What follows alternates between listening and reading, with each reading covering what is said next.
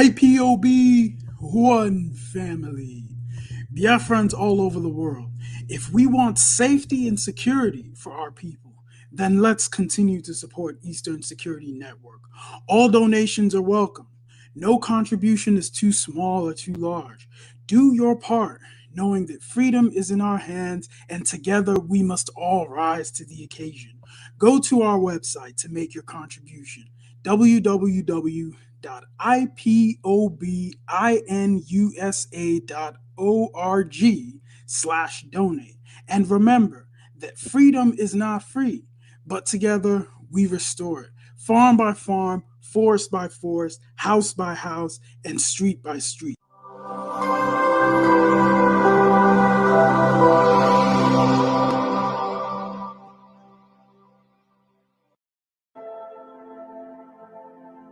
Yakubu Gowon was only 31 years old when he rose to become Nigeria's second military head of state on August 1st, 1966. He went on to rule the country for 9 straight years. On July 29, 1975, General Gowon was overthrown while attending an Organization of African Union (OAU) summit in Kampala, Uganda. The overthrow would be an unprecedented bloodless one, the first time in Nigeria's history. In this episode, we bring to your view the rise and fall of Yakubu Gowon.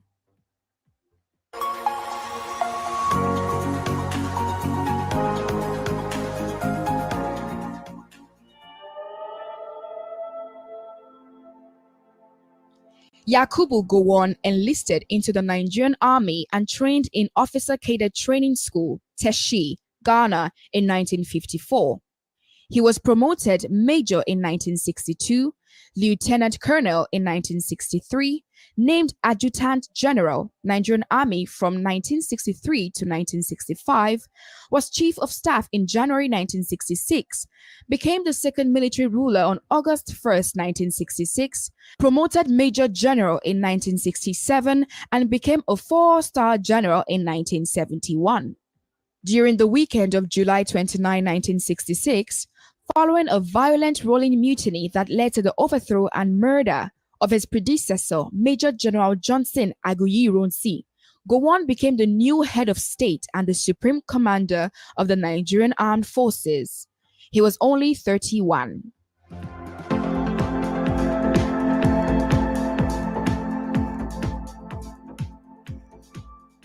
Soon after Gowon was anointed as the new supreme commander, the separation from the army began.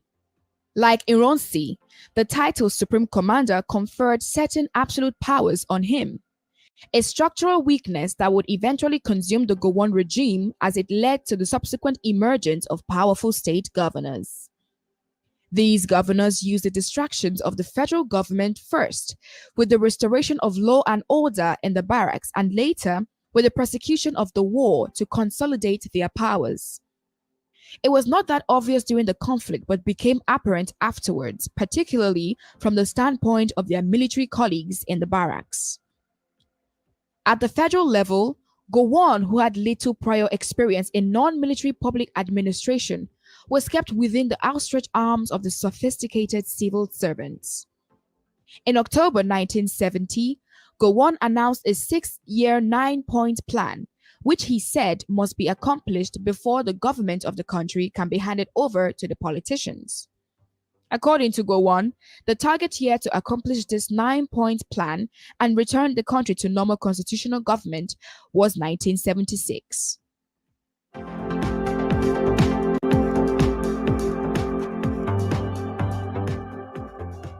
Although the 1973 census was one of the few items among his 9-point plan that he pursued with vigor, the census actually turned out to be a blunder and perhaps the most serious political misadventure of the Gowon era.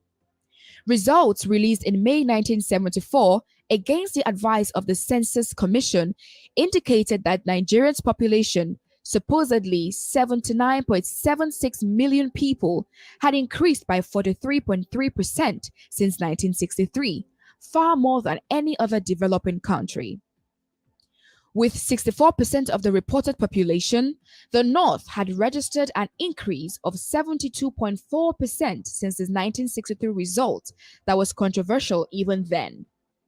The Midwest had increased in population by 27.6% and the East by 11%, while the West decreased by 6.0%. Lagos increased by 71.5%. In spite of the ban on political activity, prominent Nigerians went public with angry protests against the results. Gowon did try unconvincingly to reassure the nation that a post-enumeration check, but not a recount, would be conducted and that the final result would be released in October 1975. However, it never happened. In January 1971, Gowon, reeling under accusations that his wartime actions were responsible for inflation, implemented the recommendations of the Chief Simeon Adebo Wages and Salaries Commission and increased the salaries of workers. Surprisingly, labor unrest resulted as his Commissioner for Information, Anthony Enahoro, announced that private companies that had increased their salaries at least once since 1964 would be exempted. In early 1975, oil production fell steeply because of a sudden decline in world demand, resulting in lower prices and shortfalls in revenue expectations. Although prices recovered somewhat later in the year after an intervention by OPEC, the temporary economic gloom and alleged mismanagement that caused it, combined with the widespread industrial action in May and June, which brought the country to a standstill, helped in rationalizing the overthrow of the Gowon government in July of that year.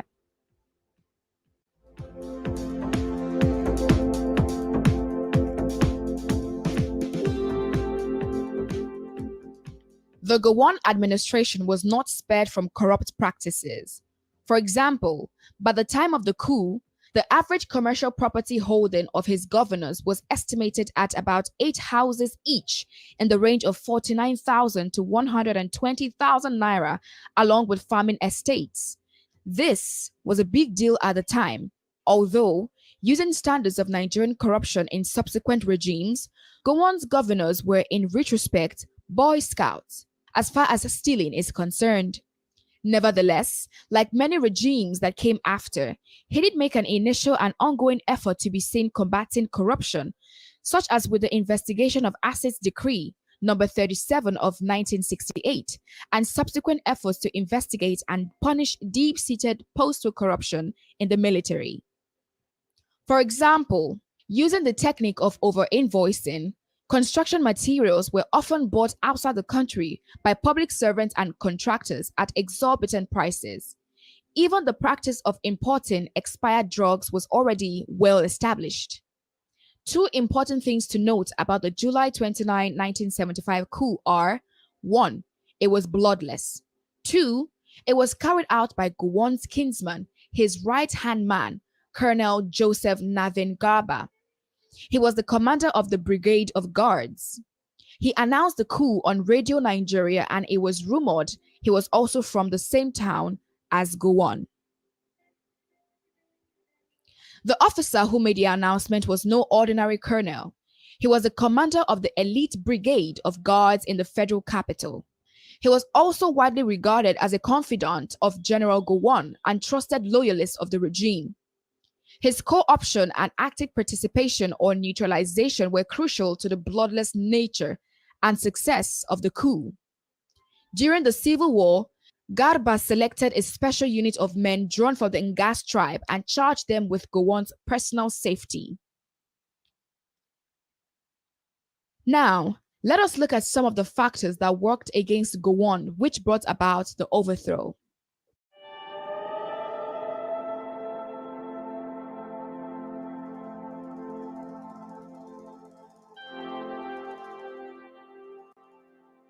During the Nigerian Civil War, Yakubu Gowon had no prior field command experience above the sub-unit level.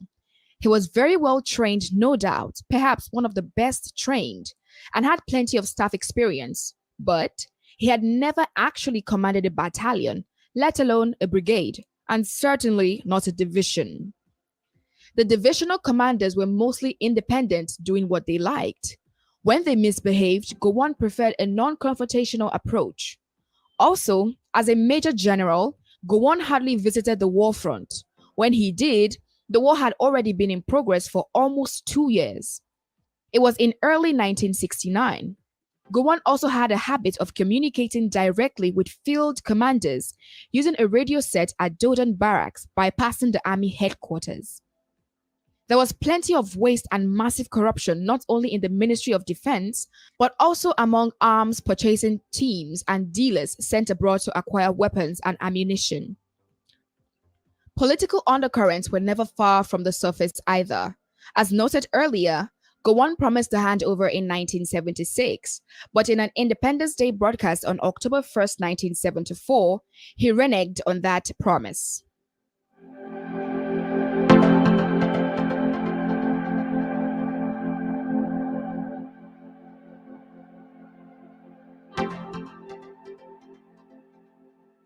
In 1969, Gowon got married to Miss Victoria Zakari in a state and society wedding in Lagos, which, considering the wartime situation and ongoing suffering, appeared lavishly distasteful and arrogant to many observers, including war front commanders. The presence of a resident woman in his life naturally resulted in a decrease in Gowon's interactions with his former army bachelor, Joseph Garba. Gowon also compounded his situation by gradually becoming distant from his constituency, that is, the army. After September 1974, his increasingly frustrated Guard Brigade commander, for example, had to book an appointment just to see him. Many other officers who could drop in the past or came to expect occasional working dinners found access to him increasingly restricted. Unfortunately, some army officers were privately getting tired of Gowon. Some began to be alarmed that they might be destroyed if they remained allied with him in the face of opposition from the army and increasing public tension. Among those that felt this way were two of his closest officers, Colonel Joseph Navin Garba of the Guards Brigade and Anthony Ochefu, the Provost Marshal. After a private meeting in Garba's office, they both resolved that Gowon must be overthrown as head of state, preferably without any bloodshed.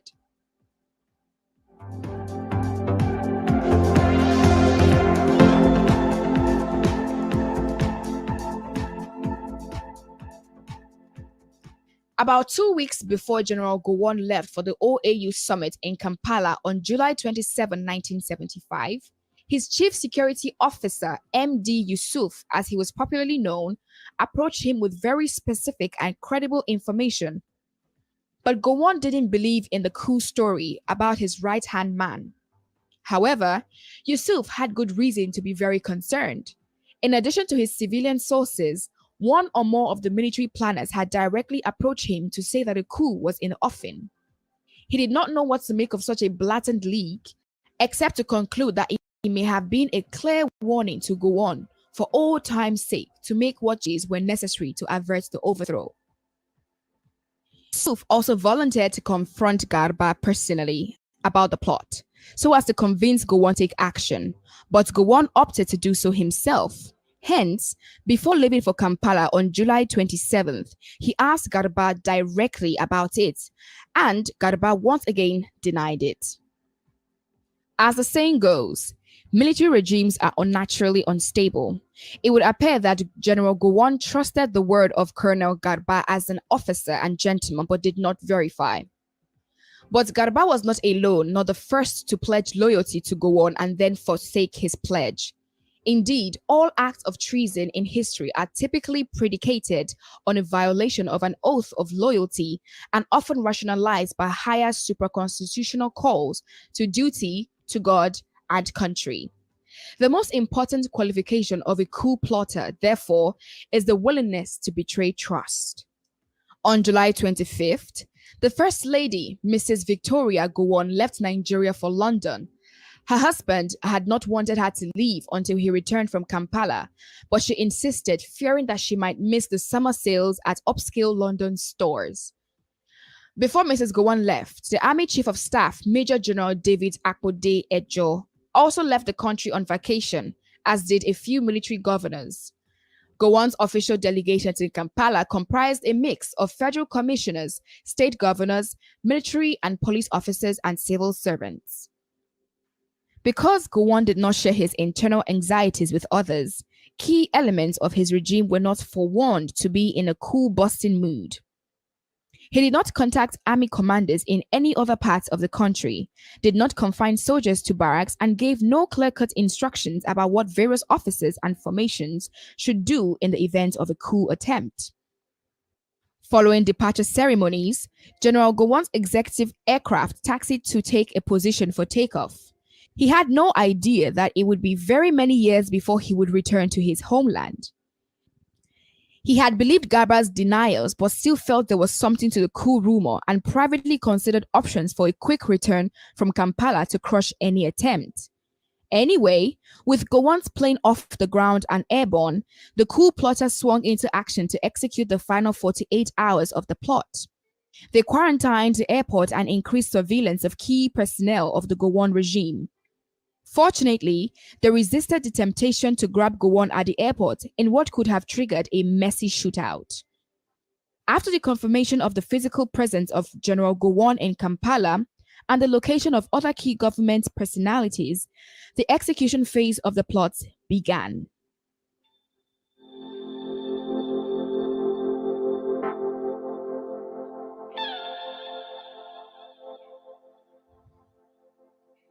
At about 10 p.m. on July 28, 1975, the final operations group meeting took place at the Lagos Garrison Organization. Targets and tasks were divided in standard fashion.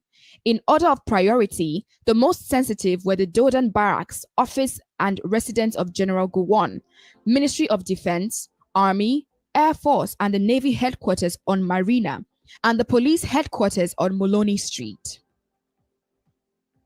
Plans for the neutralization of some radio and TV stations in major centers outside Lagos were made, and the latest intelligence revealed the location and movement of key personalities.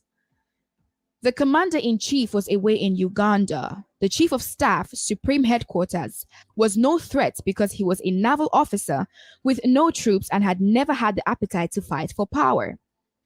The chief of army staff, Major General Ejo, was outside the country. The chiefs of air and naval staff would be politely informed of the change of government, and same was to go for the Inspector General of Police, Alhaji Kam Silem.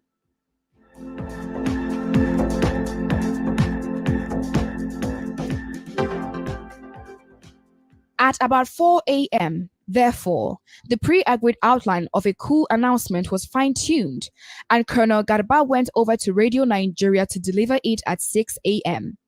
By time zone, Kampala in Uganda is 2 hours ahead of Lagos in Nigeria. In other words, 6 a.m. in Lagos on July 29, 1975 was actually 8 a.m. in Kampala. Gowon, focused on his agenda for the day, was oblivious of what was about to happen. Throughout the crucial hours of July 28, no one had contacted the head of state. It was as if he had been living and ruling on borrowed time.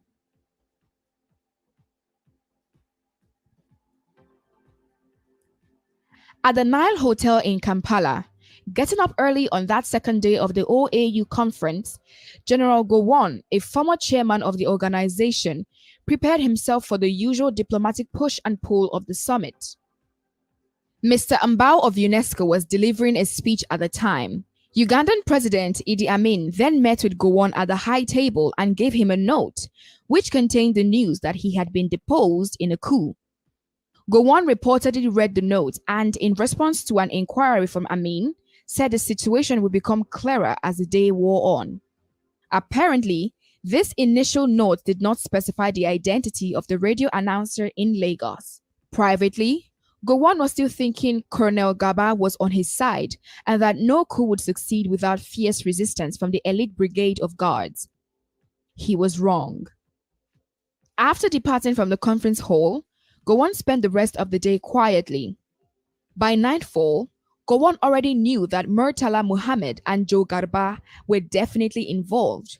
Who were the others, he wondered. When word came that Brigadier Theophilus Yakubu Danjuma, one of those he had counted on for support, had been appointed chief of the army in the new dispensation, Gowon was crushed. But most of the shock would come when the full list of members of the SMC and new state governors was released the next day.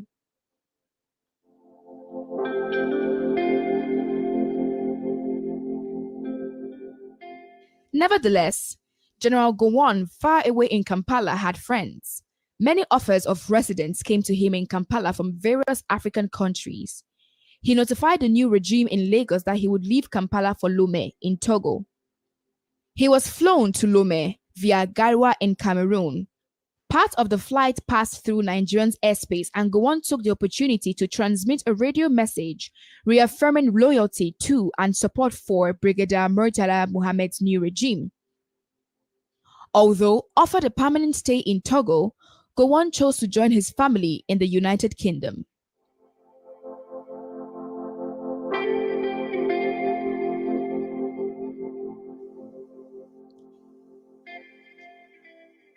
If you enjoyed the video, don't hesitate to like and share it with your friends. You can subscribe to our channel and turn on the notification bell to receive the latest videos as they drop. Also, don't miss our next video on the rise and fall of Idi Amin of Uganda.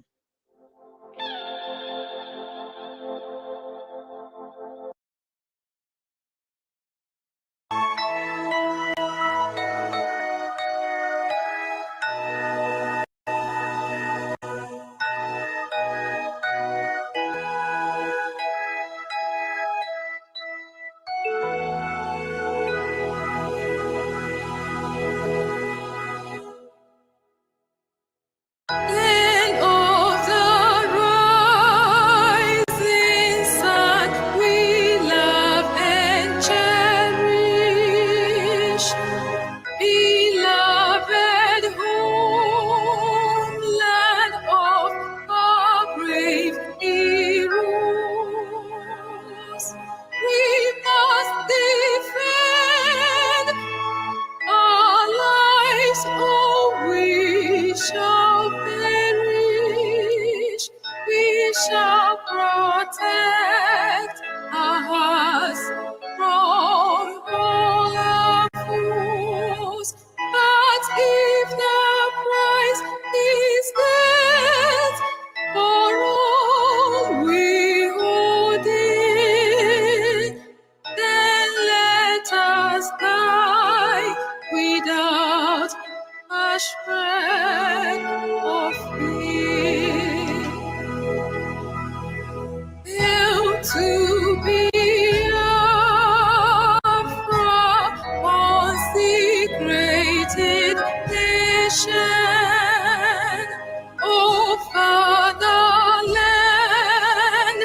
this be our solemn pledge. Defending thee shall be our dedication. Spilling our blood will count our privilege. The way God which emboldens the free shall always be our flag of liberty.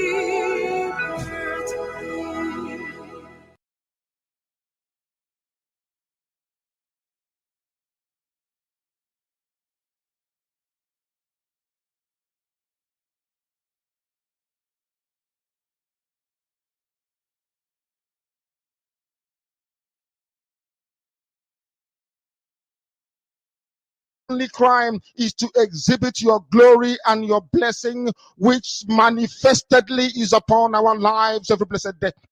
That is why they want to kill us.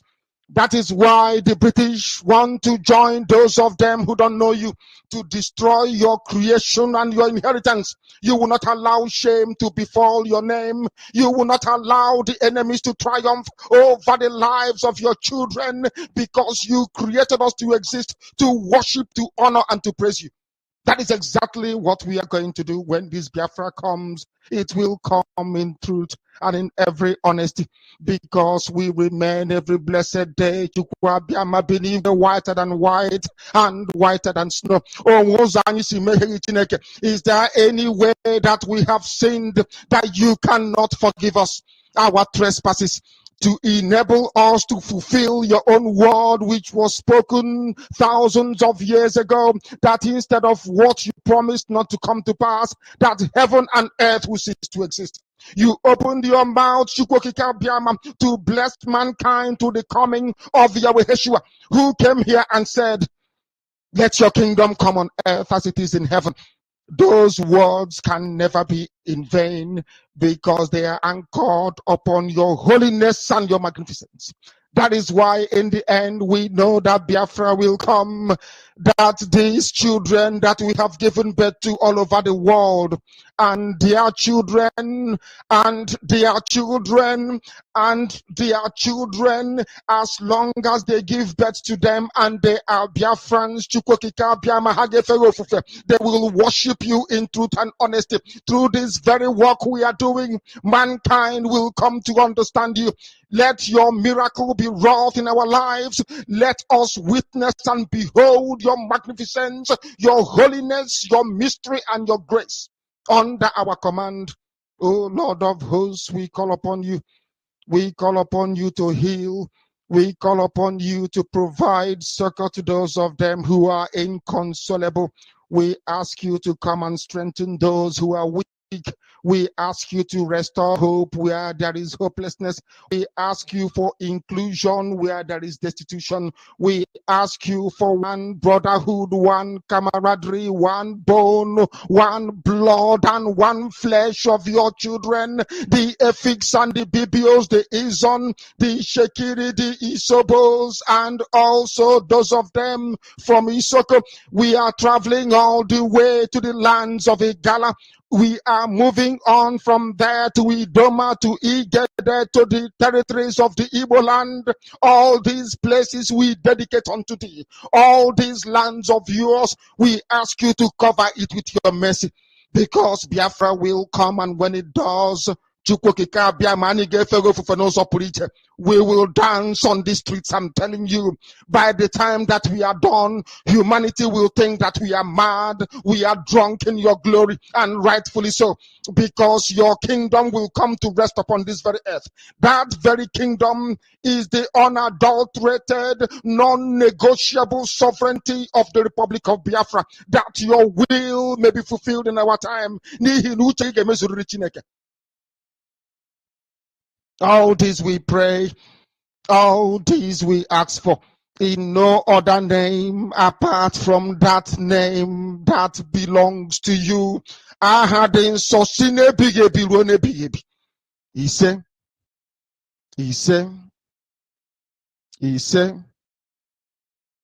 you must listen to her. Of course, you must go and listen to Simon Ekpa, who is doing a very fantastic job.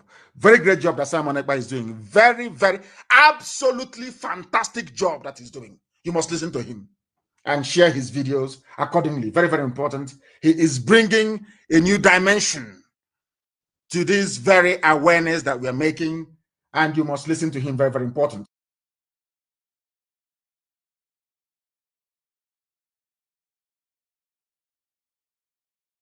Good evening, good morning, good afternoon. Welcome to this broadcast. Today, you are watching and listening to the voice of Biafra 97.5 FM. Although this broadcast is coming very late, but the most important thing is that we are live and direct. You are watching from the Enter Biafra Channel 1, Enter Biafra live streaming app, Enter Biafra YouTube channel. You are watching on Twitter, Twitch, and all autopilot IPOB platforms on different social media And we are here again for the awareness to continue to preach the restoration of Biafra from Nigeria. This evening, the reason why we want to take you back the memory lane by playing the rise and fall of Yakubu Gowon is for you to understand that nothing have changed. Nothing have changed. Rather, it is getting worse and worse every day. Some of you have seen on the corrupt Sahara reporters, corrupt Sahara reporters. You see where they say Mazi Nnamdi Kanu's family is warning Simon Ekpa. They have written to Simon Ekpa to stop using Mazi Nnamdi Kanu's name. And you don't know who that family is. Anonymous family. Anonymous family who could not hire a lawyer in Finland to fight me. Anonymous family who could not hire lawyers in Finland to fight me. I think this is if the family keep quiet and don't address it, it is the worst and the most cowardly act so far. Very cowardly. If you are a family of Mazi Nnamdi Kanu, as you claim to be, are they hiding their names? We know who is Kanu Takano. We know who is Emmanuel Kanu. We know who is, we know the sisters. We know, so why are these people this family, and why are they hiding the name of those that is responsible for writing to Simon Ekpa through somebody that nobody know about from Sweden? If you are the family of Mazi Nnamdi Kanu are not hiding themselves. They don't hide their name. So if you want to, if you are proud to say you are the family of our leader, and because you don't want, if the person really want to, expose him or herself, he should be bold enough. Because family of Mazi Nnamdi Kanu are not coward. They are not coward. They are bold to come out publicly whether the thing is spoiling or whether the thing is not spoiling. They have always come publicly to talk.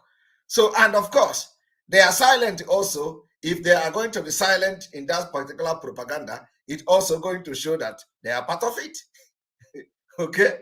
So, but in as much as we know that Sahara reporter are the junk, the biggest junk in Nigeria, because everything they have reported are rubbish. I saw one of the stupid guy in Canada, who comes to address Simon Ekpa, to use Simon Ekpa to get some people to watch him. He was talking about Simon Ekpa, talking about Sahara reporter. Is it consequential?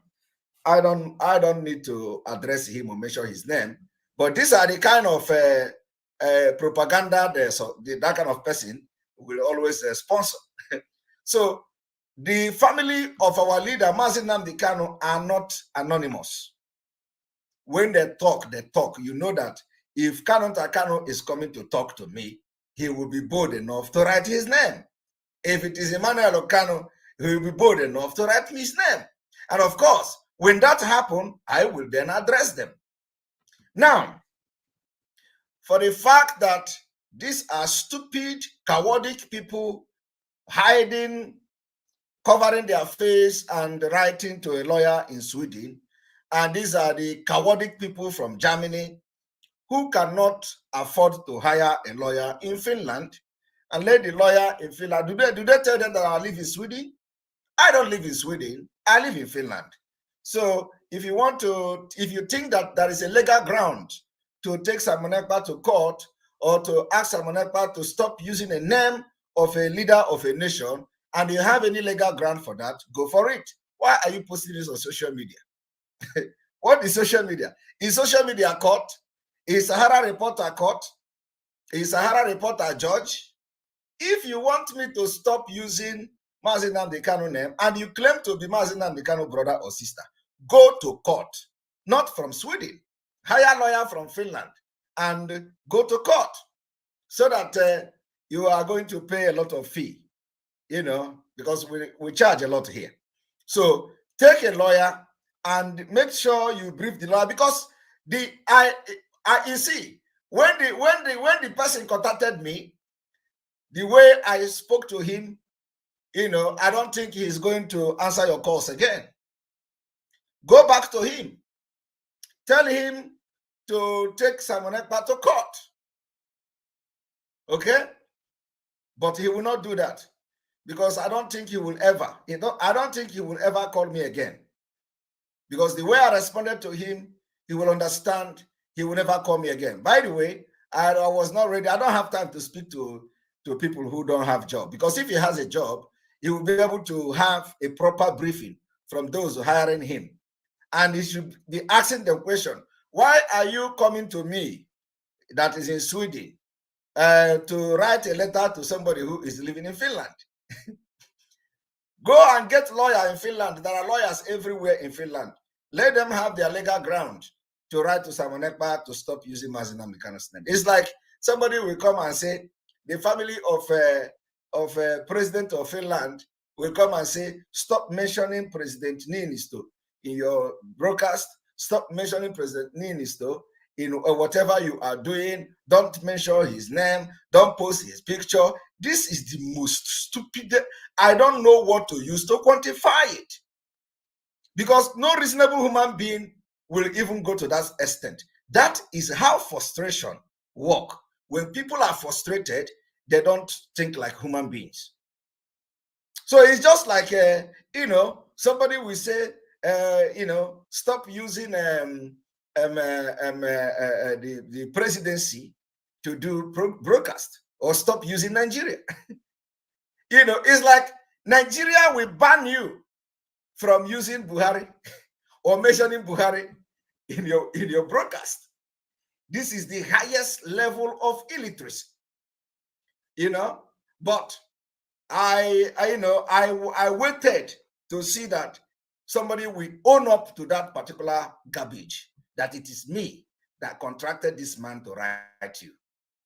So Mazi Nnamdi Kanu is not anonymous. Come openly and tell us that you are the one who wrote it.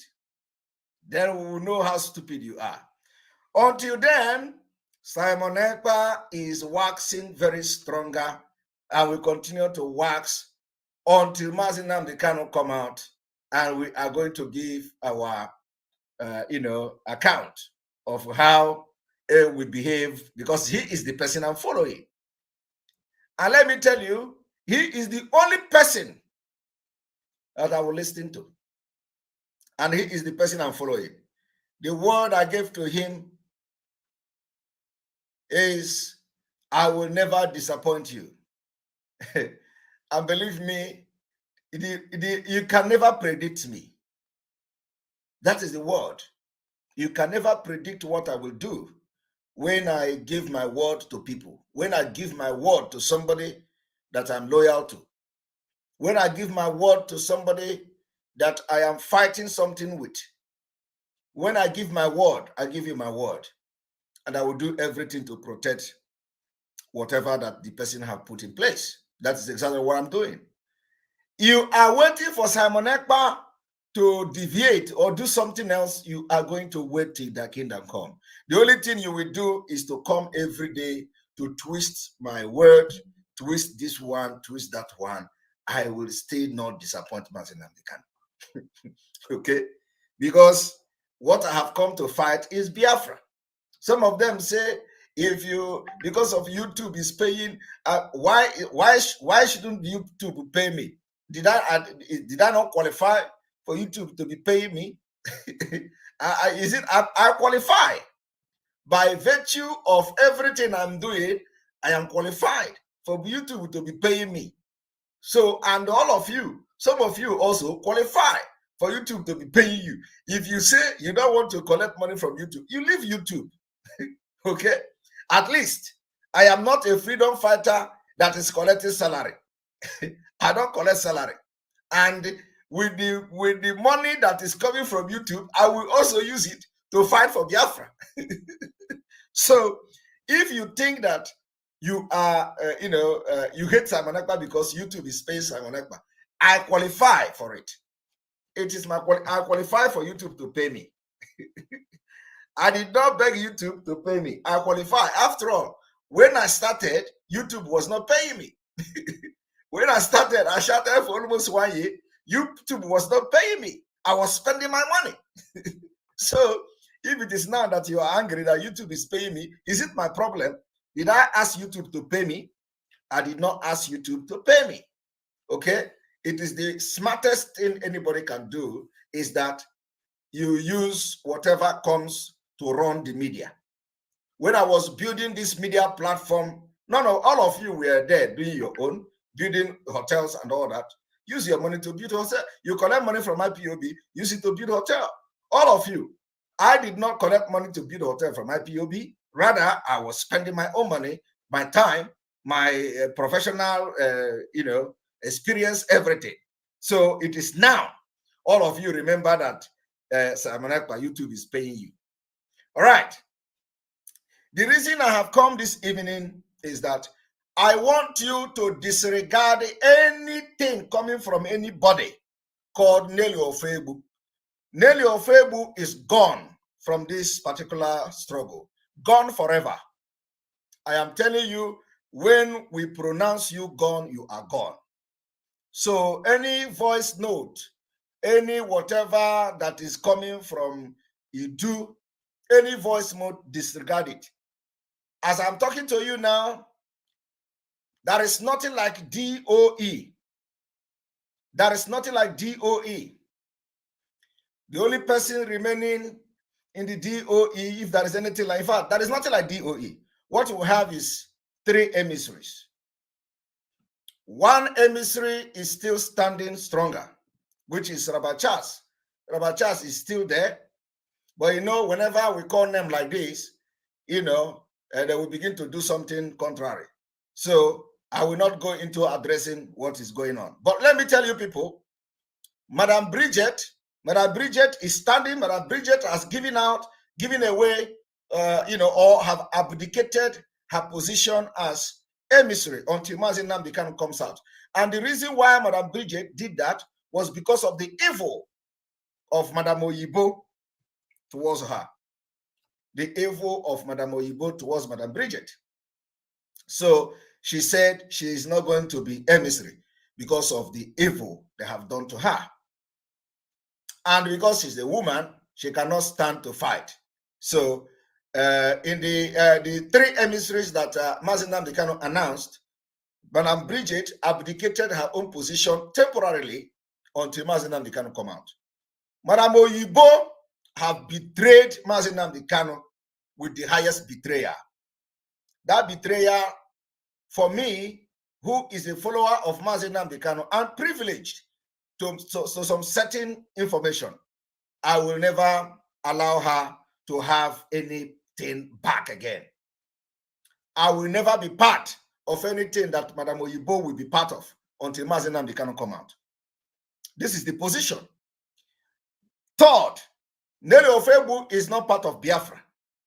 So anything that she is dishing out to the public, disregard them. Disregard them is I'm just saying it because she's inconsequential. As far as I'm concerned, she's gone. She's gone and gone for good. So whatever she's shouting now on social media,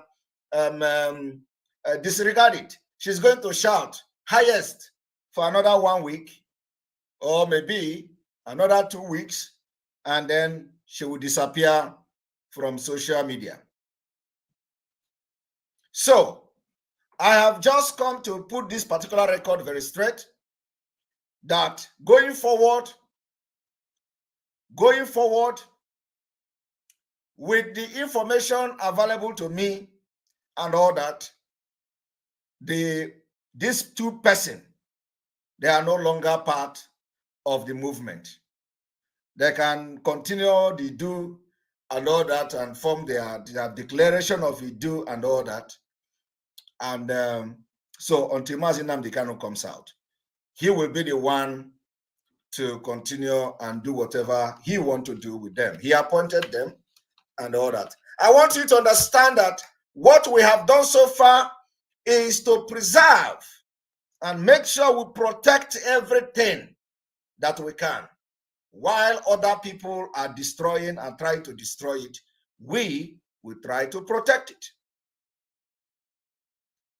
I want you people to understand that even as these people continue this evil, to the extent of they even push me, try to compel me, that any day I am mentioning their name on broadcast, I should not mention Madam Bridget Okafor.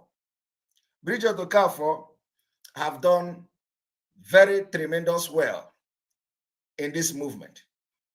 These people, these evil people, they even try to compel me that any day I mention their name in the broadcast, I must not mention Madam Bridget Okafor. And all of you remember that while I was promoting Bruce Fenn on this platform to do job for Mazi Nnamdi Kanu's release internationally, these double agents, they were busy calling Bruce Fenn zoo agent, Nigeria agent. They were busy blackmailing Bruce Fenn.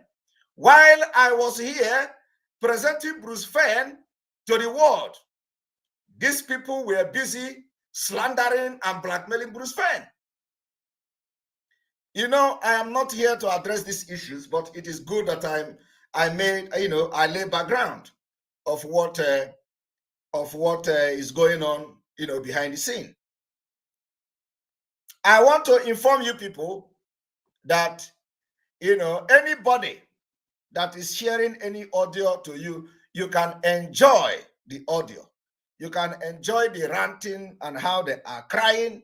You can enjoy the, if the person is crying, shouting that this is Nelly or Febu and all that, you can enjoy it, but don't take it very serious. She's gone. She's not part of the struggle anymore. I am telling you the fact. Now we continue, and I just want to tell you today the rise and fall of Nigeria. Why you are struggling and waiting for 2023 election to come, the Nigeria is already nosediving. And what is the topic today? The topic today is the declaration, Abuja Declaration of 1989, how it has impacted the 2023 election. Some of the politicians are complaining. Oh, why did the federal government do this? Why did the federal government do that? Oh, they have amended the electoral law. Oh, they have amended this and amended that.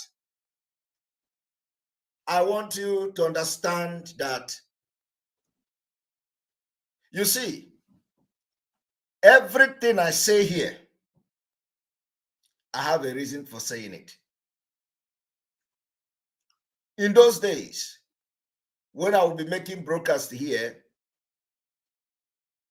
I have a reason to make some certain comment.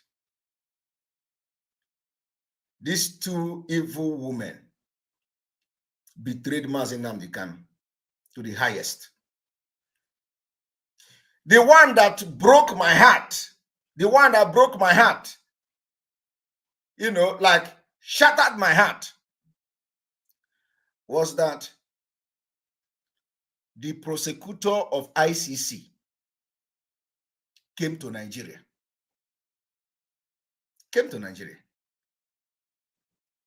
And not even a word, not even one word, not even southeast of Nigeria, came out of his mouth. And my heart was broken.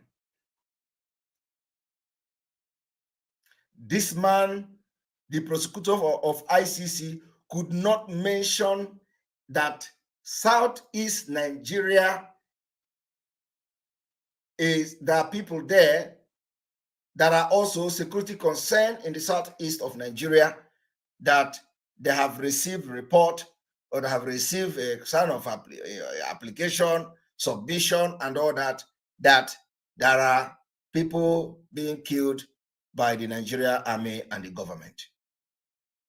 At least, not even to, let him not even mention Biafra. Okay?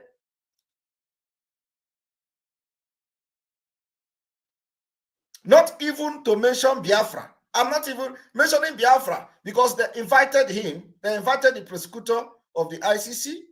So we are not even, we are not even saying mention Biafra. But at least let the prosecutor mention even southern or even eastern Nigeria, or let southeast. This man came to Nigeria. He started addressing North. He started advising the federal government. And this is a man that I was told we are writing directly to.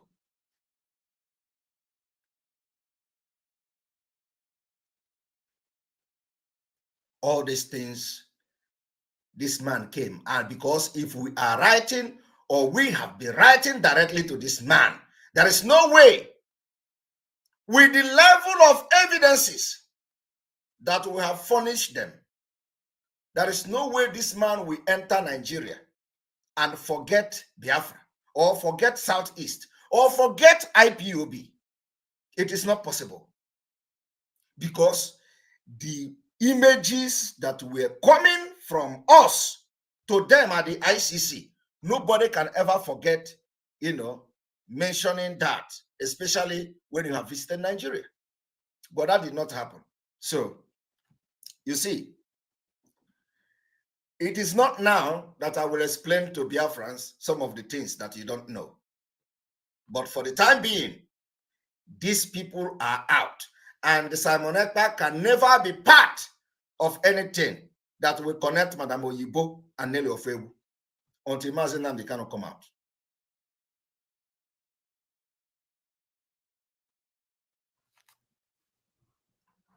And if they are parading DOE, there is nothing like DOE. There is nothing like the what Mazi Nnamdi Kanu inaugurated, I mentioned, was emissary. That is, Mazi Nnamdi Kanu never said Directorate of Emissary. There is nothing like Directorate of Emissary. What Mazi Nnamdi Kanu said is that he have emissaries, and behind him, a lot have gone wrong. A lot. One of the emissary, directly and indirectly, are trying to destroy the two emissaries, compelling one of the emissary to abdicate her position. And they also chased Rabbi Charles into hiding. Rabbi Charles was receiving bullets from everywhere. Bombardment from the Iraq, bombardment from there, bombardment from here. Even, some of them, sometimes, directly it comes towards me. So, nobody, we have investigated, we have found out that the only thing Mazi Nnamdi Kanu mentioned is emissary. And this emissary is not Directorate of Emissaries. It's just emissaries. There is nothing like Directorate of Emissaries. So when they come to, when you are hearing this voice of the double agent, they are sharing it that Directorate of Emissaries say this, say that. Disregard it. They are gone. They are not part of Biafra anymore. And they will never be part of Biafra. They will never be part of Biafra until Mazi Nnamdi Kanu come, because we can never trust them. If Mazi Nnamdi Kanu come out, we are going to give what we know and what we have, and he say he's gonna work with them, that is the decision. But for now, they can never be part of us. And if you bring them close to you, you are not part of Biafra. So anybody that bring these two women, Nelly Ofebu and Madam Oyibo, if you bring them close to you, we will regard you as enemy, because what we know, you don't know it. You can never know what we know. Because when they come to you, they are going to hide it. So you will never know what we know. So if you work with them, automatically you have become enemy of this struggle. Now, the Nigeria scam. And Madam Azuka, the leader of Umuada, as you can see, they are coming to the program tomorrow. So do not miss it. Do not miss Umuada's program tomorrow. It is on the screen, as you can see. All right, so fast forward to, let us go to Biafra, to the Nigeria issue. And if you are watching, you know, this is a very late broadcast. So normally people are sleeping and people don't know that we're live. So if you are watching, just hit the like button so that it will ring bell to other people to join us. Now, I want you to listen to this. So much, sir. And you will be presenting the book in the company of other distinguished guests, and I'm sure let me use this unique opportunity to comment on something that's quite disturbing, considering the primaries that are going on in Nigeria now. The National Assembly made alterations to the electoral law. And now only what they call elected delegates are to elect people. I want you to listen to Goodluck Jonathan. These are the people who are fighting for one Nigeria. Goodluck Jonathan, as a former president of Nigeria, who is also interested in running for election in 2023. Listen to him. That will vote. One day, the whole Nigerians will wake up and say they are voting for a president. Who presented this presidential candidates for you? Very few people.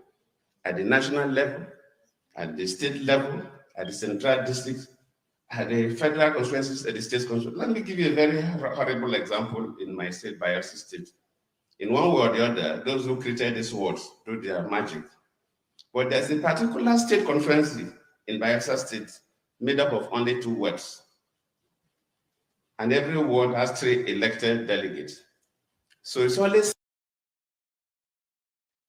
I want you to listen to this man as he narrate his ordeal, or I would say as he narrate a failed Nigeria,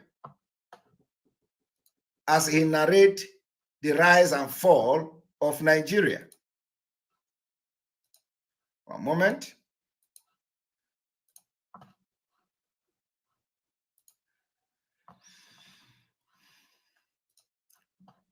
Because this one is not working very well, so I need to bring this one.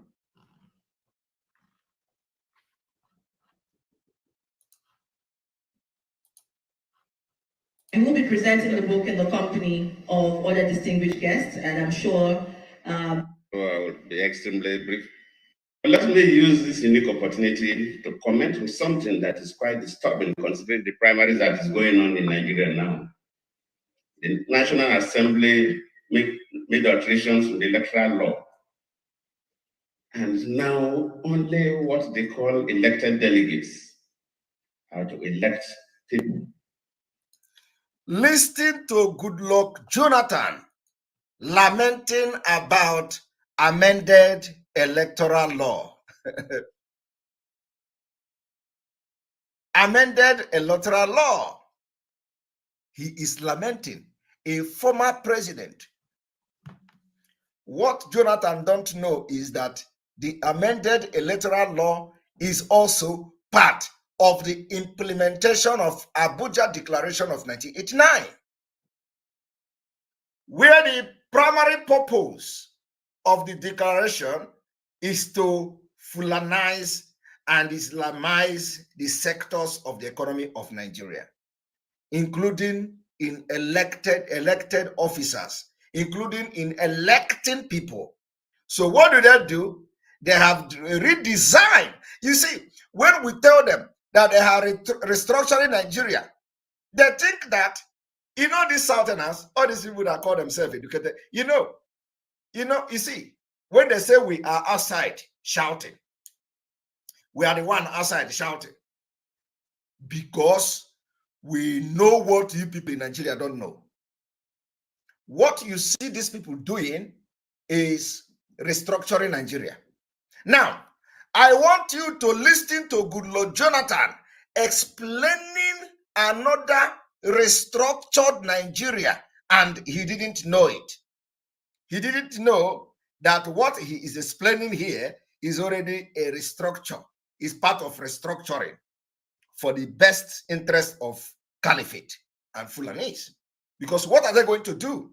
It will be very easier for them to install their own preferred candidate.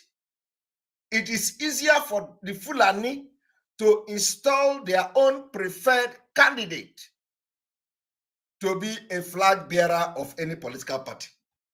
I am telling you the fact. It is money. What do they do? In this, you see the reason why we are saying there is no election in 2023. You are wasting your time. What the Fulani does is that they have restructured Nigeria through enacting different laws using the National Assembly. Who are those in charge of the National Assembly? The same people. The same Fulanis are in charge of the National Assembly. So they have enacted a law, and Jonathan is complaining. Jonathan is saying, this is bad. Jonathan is saying, this is very bad. This is not possible. Jonathan is now trying to advise the National Assembly of the law they have enacted. Jonathan is trying to remind the National Assembly that law is meant to solve problem, not to create problem. Jonathan identified that this particular law that he wants to explain to you now, which is already in place, which is the law they are going to use to have the primary election in Nigeria, Jonathan is telling them, this law will create problem instead of solving the problem.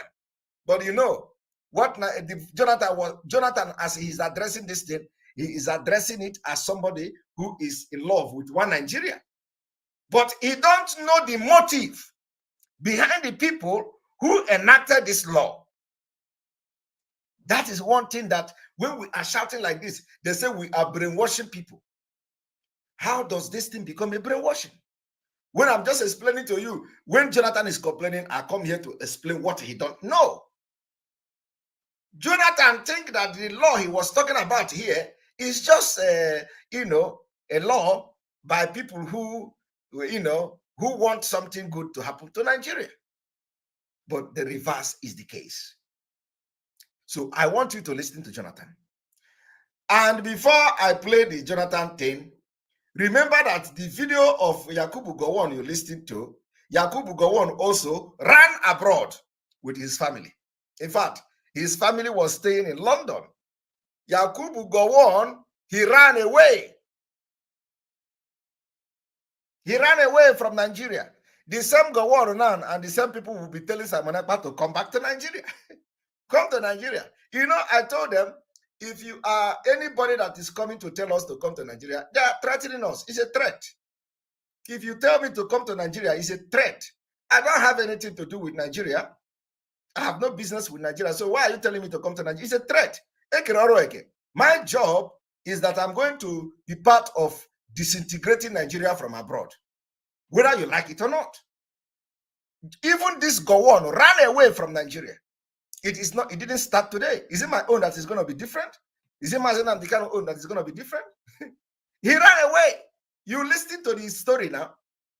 Gowon ran away. He ran to his, in fact, When he was doing all these things, his family was in London. From where he went to Africa Summit, he didn't touch Nigeria. He ran away from one country to another until he ran away back to London to meet his family. Because if he had tried to come to Nigeria, the Fulani would have dealt with him. He ran away as a military officer. Now, listen to the lamentation of Goodluck Jonathan, and it pains me, because what Jonathan is saying here is that Jonathan don't understand that the essence of this law is to implement the Abuja Declaration of 1989.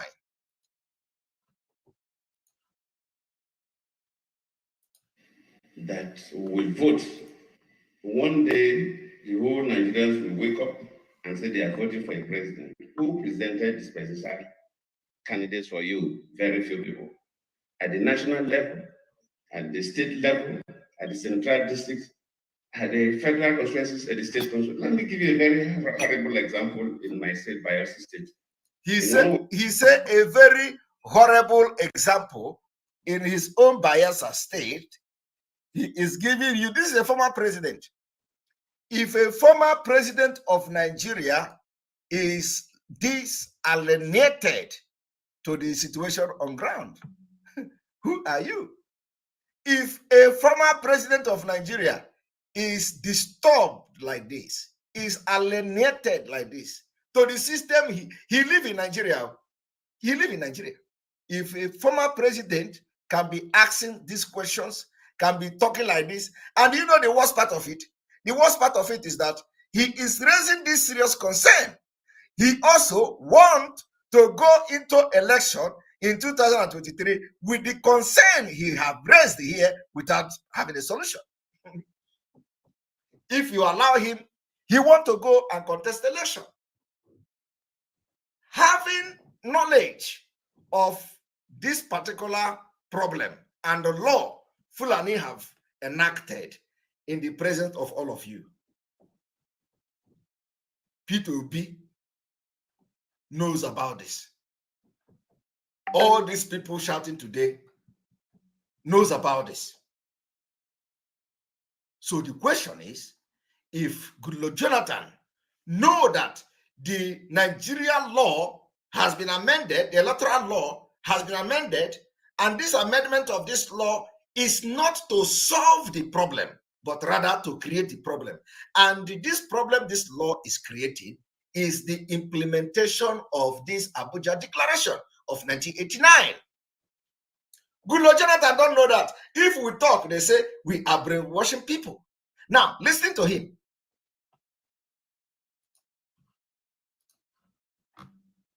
Or the other, those who created these words through their magic. But there's a particular state conference in Bayelsa State made up of only 2 words. And every ward has 3 elected delegates. So it's only 6 persons that will decide the candidate, say for PDP.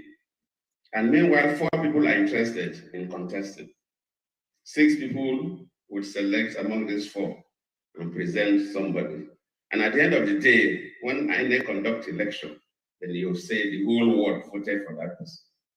Because those are the only 2 people presented to you. Are you hearing it? And let me use the opportunity to advise the National Assembly. You want to advise them? That no. He want to advise them as if after this advice now, they are going to now amend the law and redo it again. Chai! Honestly, I do not know what is in the head of these people.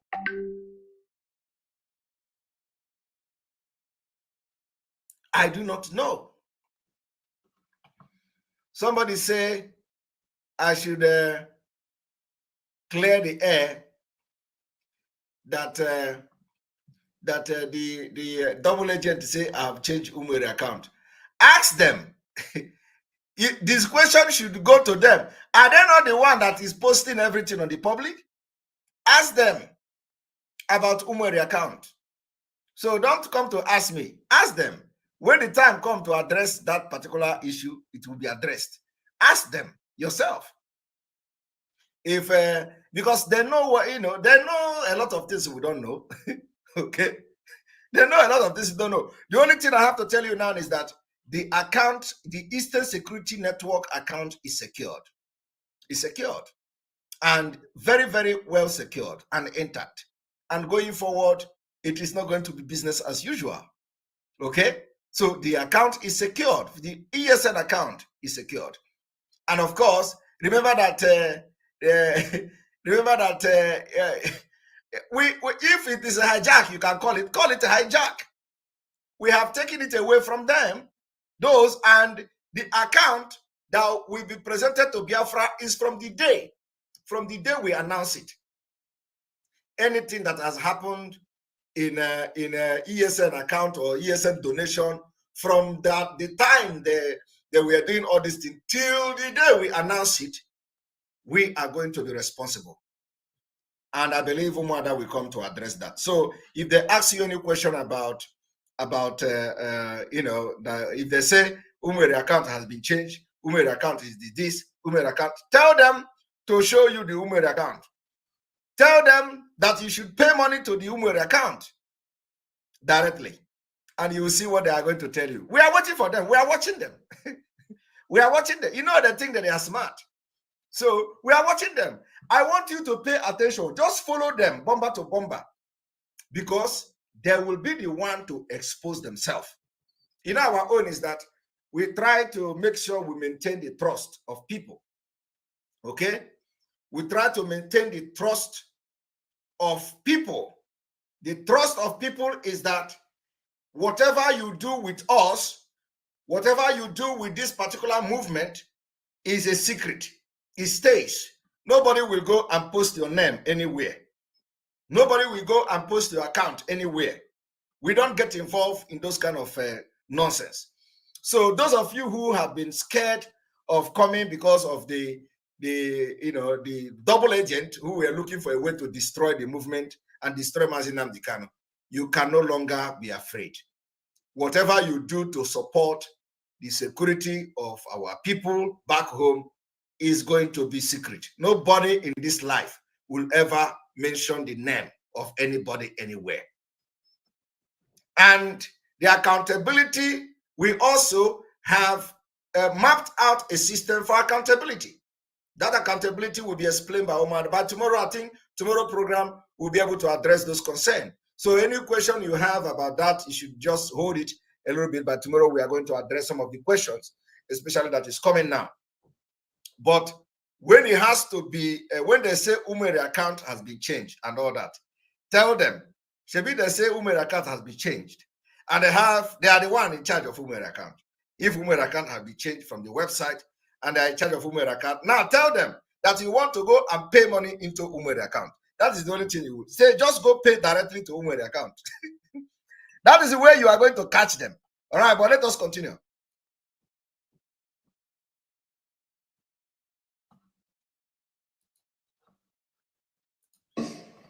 Must be designed to solve problems, not designed to create problems. Jonathan said that law must be designed to solve problems, not designed to create problems. Let me give you a very horrible example in my state, Bayelsa State. In one way or the other, those who created these words do their magic. But there's a particular state conference in Bayelsa State made up of only 2 words. And every ward has 3 elected delegates. So it's only 6 persons that will decide the candidate, say for PDP. And meanwhile, 4 people are interested in contesting. 6 people will select among these 4 and present somebody. And at the end of the day, when INEC conduct election, then you'll say the whole ward voted for that person. Because those are the only 2 people presented to you.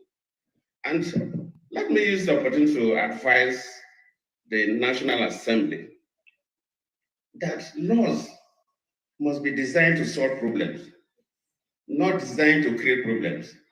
And laws must be made assuming that those who are making the law are blind, just like the judges. So assume that the judge is blind and just use the scale and the sword. Laws must not be made to target a group of individuals or an individual. Are you hearing it? Jonathan is pointing out that laws are not meant to target group of individuals or an individual. Now, what Jonathan don't know here is that Jonathan has been able to identify that this particular electoral law is targeting a certain people. Now, Jonathan will now, if Jonathan wants to tell you the truth, Jonathan will tell you that this law is targeted at Southerners and probably Christians, because Fulani will have more control of delegate. Okay, more control of delegate. They have more control of who get the ticket for each party. So Jonathan were able to identify that this particular law now that Jonathan is talking about is targeted at certain people, but maybe he did not know why this law. But if Jonathan is watching me today, I have come to tell Jonathan that this law is a continuation of the implementation of ABUJA Declaration of 1989.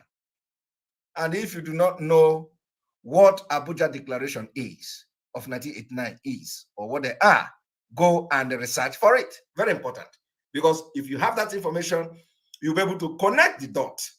So I want you to listen. And when you go into that system of making laws, you make this terrible mistake that has really messed up the whole primaries going on.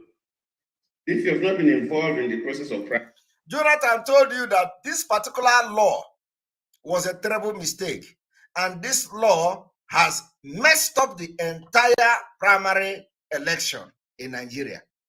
Yet, Jonathan wanted to continue to go ahead. Jonathan has been able to identify that this law, this electoral law amended by National Assembly, is a disaster. And it has caused a lot of things in this primary election.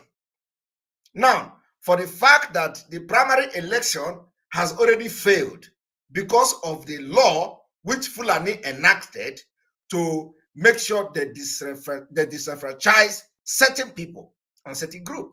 So the law was enacted against a certain group of people in Nigeria. Jonathan identified this fact, yet he wants 2023 to continue. And so I do not understand. Why would a former president be lamenting like this? Given instances, including using his own state to give example, yet he still wants the 2023 to go on. Have you seen that Fulani have restructured Nigeria? That law they enacted that made Jonathan to complain is a restructure, because it gives them more control of who become a flag bearer of any party they want. I am telling you the fact. Just like him now, Jonathan. You know that Fulani bought form for him for APC. Okay? Fulani bought form for him for APC. So automatically, Fulani want him in. So what are they going to do? Fulani will, the same way they bought form for him, is the same way they are going to control the delegate that is going to come to give the presidential ticket to Jonathan, if that is the person they want. Do you understand my point now? Do you understand the point? Now, they are going to, and Jonathan don't even know who is going to be the delegate from his place. I am telling you the fact. So Fulani will secretly appoint a delegate from Jonathan's place to come and vote Jonathan. Oh my God. If you don't know the reason why you have been seeing monies people sharing money everywhere, they say this is the first time in the history where people are sharing money to delegate, and where somebody is collecting his own money back from delegate who did not vote him because somebody else gave them more money. It is Fulani system. And Jonathan identified this problem, yet he wanted to continue. He wants to continue to 2023 election. I want you to watch. It is the reason why P2B have to change from PDP to Labour Party. P2B ran away from PDP to Labour Party, thinking that he is going to find a solution in Labour Party, thinking that I have run away from because you see, let me tell you, people don't know what is going on. It is the same thing that Abaribe was complaining about, but they did not tour the Ako Ibo Sube like Jonathan is touring it now. All this elite, they knew, they keep quiet. The only thing they do is to come to complain to you plainly. Oh, the party is not good. Oh, the party is not bad. Abaribe complained. Oh, the party is this. Oh, the party. Peter Obi came and he said, I resign from PDP, the party, because they knew the law that Fulani has put in place. We never allow them to have ticket. I am telling you the fact. But they are not complaining. They want, as I'm exposing it now, they are not complaining. They want to go in. You know, let us do it. We must contest election. We must contest election. We must contest election. That is what is going on.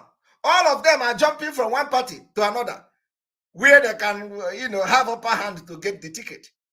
That is what is going on, my people.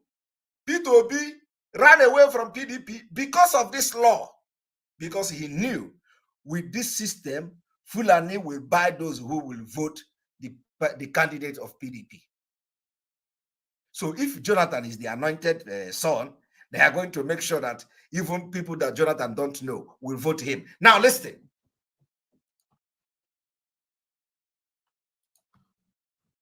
Primaries, you will be happy or you may not be happy. But those of us who have been involved, it is terrible. Are we bringing those who really know who is who to elect these delegates? Okay. Or somebody that will be bought? Okay, are you hearing it? Money. With money. Take my local bank, for example. Okay. My local bank, by the Bank Providence, had me as a former president. Okay. We have former governors, former deputy governors, former senators, and all the rest. But then only one elected delegate that you don't know where it is coming from. You don't know where it is coming from. Come to Abuja to select who will become the president. We go to Abuja. Are you hearing it? Fulani. Is that the kind of democracy we practice? But yet, Jonathan is asking, is that the kind of democracy we are practicing? All of them want to validate it. One thing they don't know is that, if a former president is comparing like this, what Jonathan don't know is that he is asking, is that the kind of democracy we are practicing? Yet, he purchased a ticket or a form for a president. He is asking, is that the kind of democracy we are practicing? And one thing they don't know is that if they participate in that election, they have validated it. That was why Abaribe said, I don't want to be part of the election because if I participate in the election, I have validated the election. So Jonathan knows all these things, yet they want to validate it. Because immediately you participate in that election, you have accepted it. If it didn't go your way, you will start making problems. They will tell you, but you were part of the election. That is why you must know the importance of boycotting. Boycotting. Let this boycotting start from the elite. When P2B, the reason why I did not make this particular exposition yet was because I was waiting for this particular comment coming from any of them. I was waiting for the comment. But here we are. Because when I read Abaribe's story in Aba, Abaribe did not review the problem. Okay? I read it, he didn't review the problem. When I listened to P2B resigning from PDP, he also did not review the problem. But I know what the problems are. I waited for somebody to talk about, because I know there is no way they are not going to talk about it. You know why I said they are going to talk about it? Because the way money was exchanging hand on social media was never like before. People were packing money in bundle. Somebody sat and they were returning the money in bundle. You never see anything like that. It is restructured. Nigeria has been restructured. And these people who call themselves elite, they are struggling to go to National Assembly to restructure Nigeria. Why these people have been restructured in Nigeria? Another restructure now is bringing a problem. Jonathan said the law is meant to solve problem, not to, not to create it. Now, I want you to listen. And those who are making laws, we must make laws that will help to solve problems. Do you hear that? Otherwise, you will make laws that are irrelevant, and sometimes when we are so tied to law, you can now make laws that will become enemy of the people. Did you hear that? Jonathan identifying this law as the law that is going to be enemy of the people. Yet, he wants to continue the election under this law. If you look at what is happening in West Africa and some other parts of Africa now, that people try to stick to the law. I think we should rather think about institutionalized democracy. Okay. And make it as our culture. Mm-hmm. If you take a country like Guinea, the former president that was removed served 10 years, double tenure of 5 years. He's a professor of law, not an ordinary citizen. Okay. Now amended the constitution, which is legal. Okay. Make a new constitution, becomes a law. Okay. A constitution that will allow him contest another 2 tenure of 6 years, meaning 12 years. Okay. Is that the kind of laws that we need in Africa? Are you hearing it? And of course, the military is strong. Okay.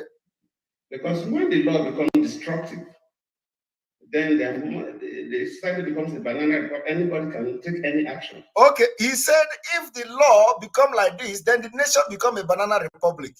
This man identified that this particular new restructuring of Nigeria that Fulani have done is going to make Nigeria become a banana republic. And he is now going to become a president of banana republic. Because he said it very clear. If this kind of law continue, it means that the country will become a banana republic. Yet, he is not calling the attention of everybody. That we cannot go into 2023 election with this kind of law. No. Let everybody boycott election. Let us say we cannot accept this law. The question you should be asking is, where is Jonathan when the National Assembly was reading the law? The first reading, the second reading, until it goes to the president. Where was Jonathan? Was he in Chakafanchan? He was in Nigeria. Because they don't pay attention to what Fulani are doing at the National Assembly. The only thing they pay attention to is Ruga. Once they mention Ruga, Ruga is there. Waterway, waterway is there. NDCC, NDDC is there. They don't look at the little, small laws that Fulani are injecting here and there at the within Nigeria Constitution, injecting it. Before that, we inject, and inject 10 different laws. It have restructured some part of Nigeria. And you don't know it. The system has been restructured.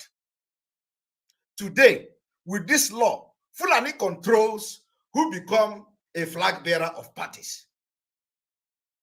I am telling you the fact. Because in each party, every political party now get their power from the northern Nigeria. If you don't have power from northern Nigeria, you become ABUJA. Only one state. Yeah, I am telling you, you become ABUJA. Only one, and even the one state is shaking. You become ABUJA. You become ABUJA. If you do not have power from the north, you will become ABUJA with one leg. Because even Peter Obi cannot go and contest for president under ABUJA. Okay? I am telling you the fact. Peter Obi can, that is how bad the situation is. Peter Obi cannot go and contest election under ABUJA. But he is the member of ABUJA. Okay? But if you check it now, you will know that ABUJA even have a presidential candidate. Maybe, who knows? Somebody have taken a form from ABUJA. He wants to be a presidential candidate, but not Peter Obi. Because Peter Obi knows that it's a waste of time. Dangerous diversity. Waste of time. That is what it is. So if Jonathan is complaining like this, a man who has been the president of Nigeria is complaining, and this complaint shows how ignorant they are about what is going on around them in Nigeria. The Fulani enact law. They didn't find the fault during the time of the first reading, the second reading, and he has a senator from his own constituent who should be giving a report of what is going on at the National Assembly. They don't do that. It is always when they go to the field to practice the law, that is when they are going to find fault. They will say, oh, what is going on in Nigeria now? Who enact this kind of law? Law should be to solve problem now. This law is, where were you? Where were your own representative from your own constituents in Abuja to question the people when they brought this amendment of this Electoral Act? And the worst part is that after having identified this problem, Jonathan is still going to contest election.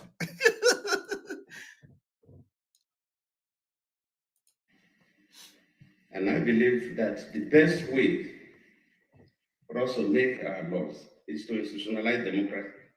This section, this 84, so that the controversial section that I'm, to me, if you read through that law, 80% or more of that section have nothing to do with us. Supposed to be expunged from the Electoral Act. Are you hearing it? He is now telling you that that particular 84 should be removed. It has nothing to do. But is it in election, when the election have, when they have entered the election, primary election, and they are now respecting the law, nothing their eye has opened.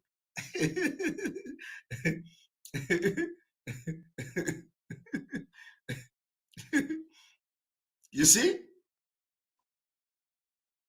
Because the National Assembly cannot make a laws and lock up all the political parties together. Political parties must have the leverage of doing certain things differently. Political parties have different. If you take a place like South Africa, ANC started as a liberation struggle, armed struggle, metamorphosed into political party. If you look at this modern party, the economic freedom fighters, you must have read about Julius Malema and others. It's a more modern party based on the environment. These two parties cannot do things the same way. Creating a situation where every party must have the same way of getting those who will represent them is nonsense. It doesn't help the practice of democracy. Allow parties the leverage to come up. The key thing is that INEC is regulating them.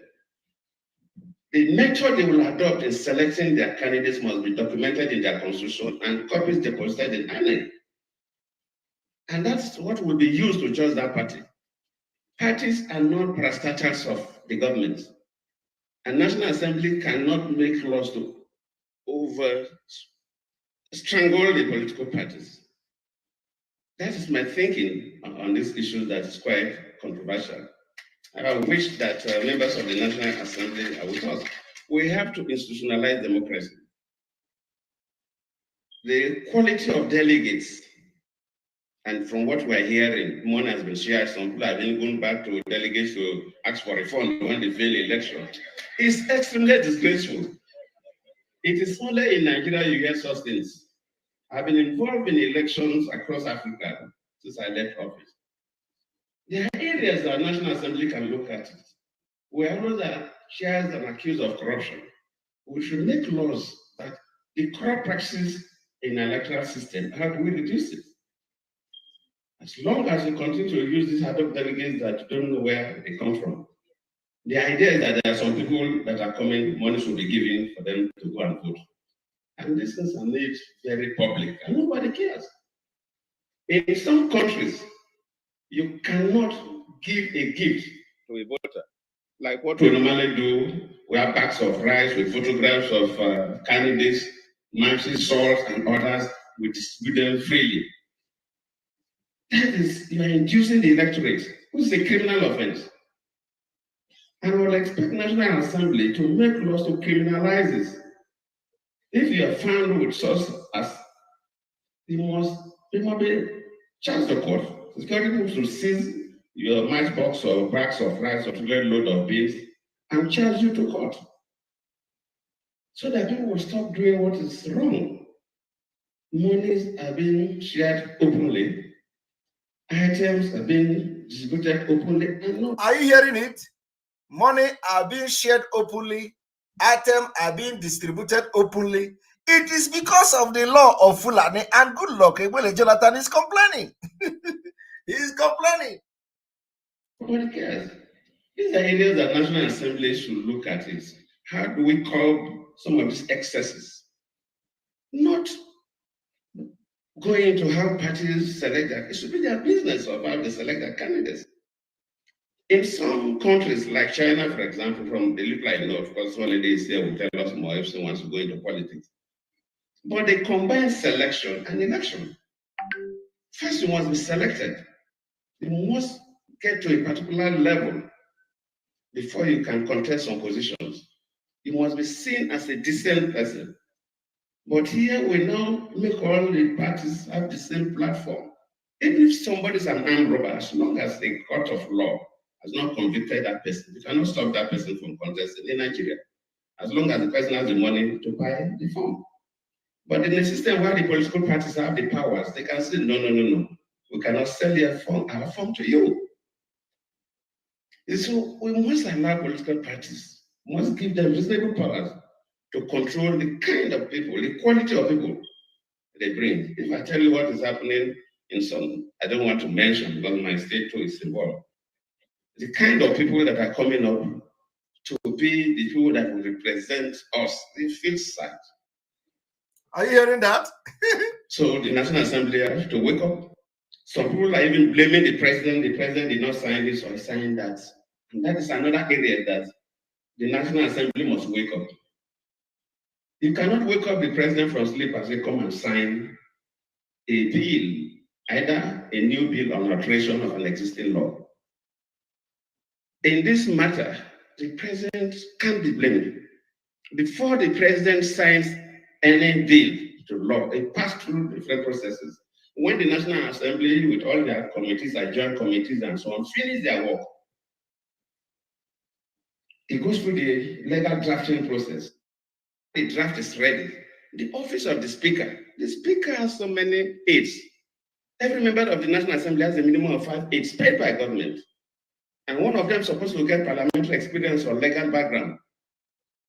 The speaker has more and the Senate president has more. What is their duty? Is it just to be following the speaker and the Senate president like a troop of monkeys or a bevy of birds? They are meant to read this. They are meant to read this. They will read before it goes to the clerk of the National Assembly that will also have aides that will read through that draft.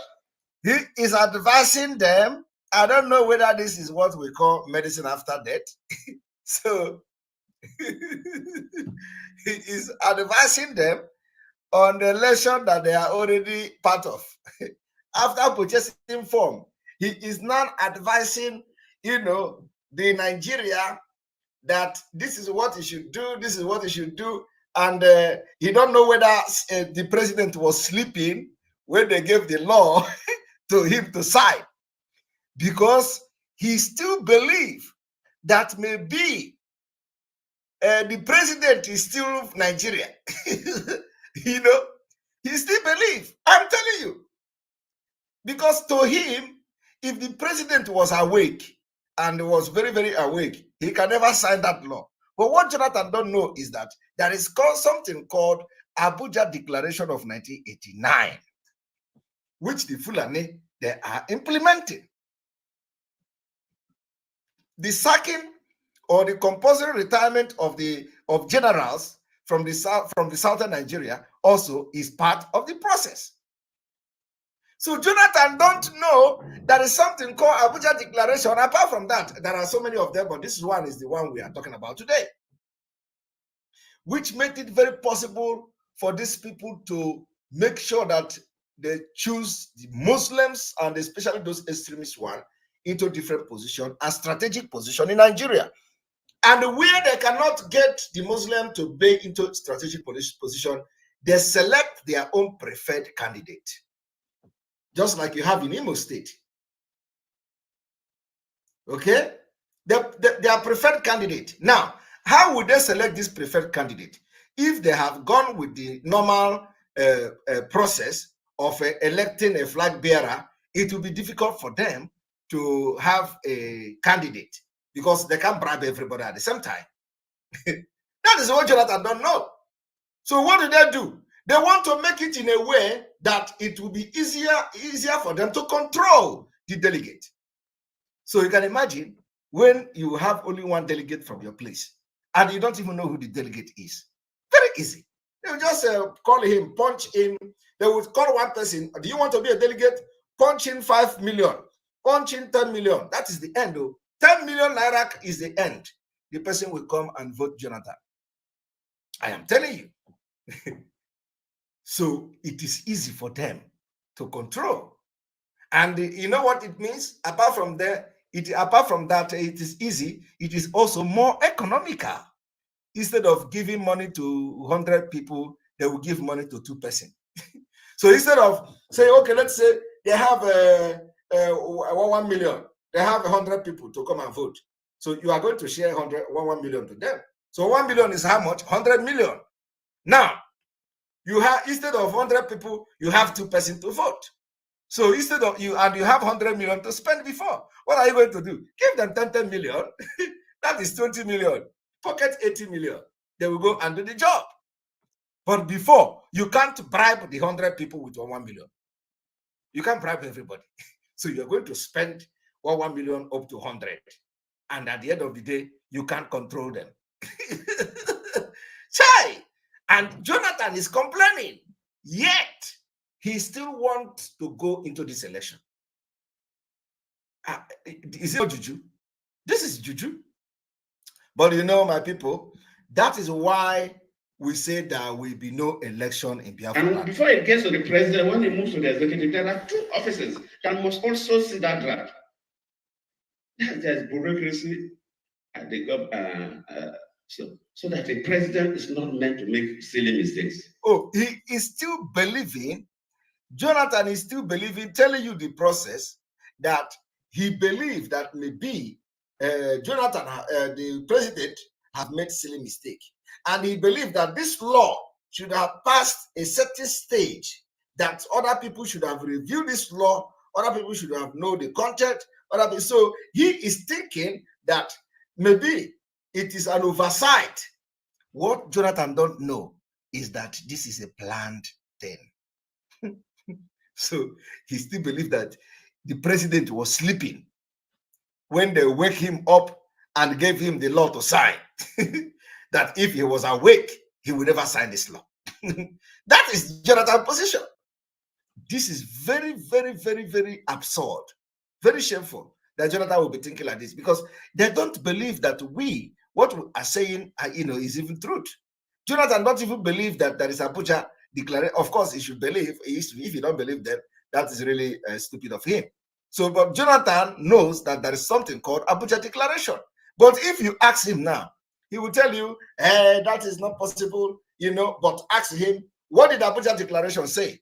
ABUJA declaration say that the aim and purpose of this particular declaration is to make sure that in Nigeria, the Muslims are appointed to all strategic positions And the agenda is to make sure that the Christianity is dead in Nigeria.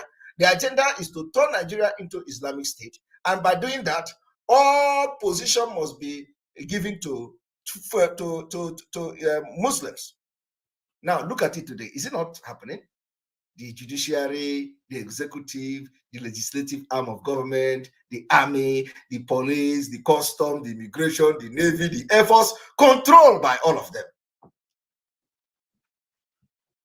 And let me tell you, for those who do not even understand what is going on, do you know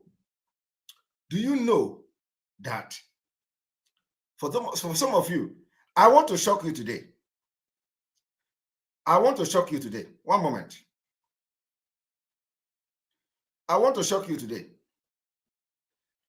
Do you know that somebody say it is finished? It is the same thing. That is why some of you in the United Kingdom, like somebody sent me something today.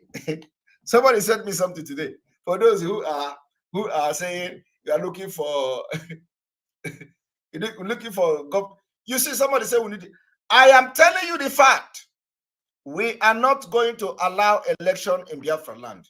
Biafrans will revolt against them. We are going to declare 2 weeks sit at home. 2 weeks. 2 weeks sit at home. Nobody.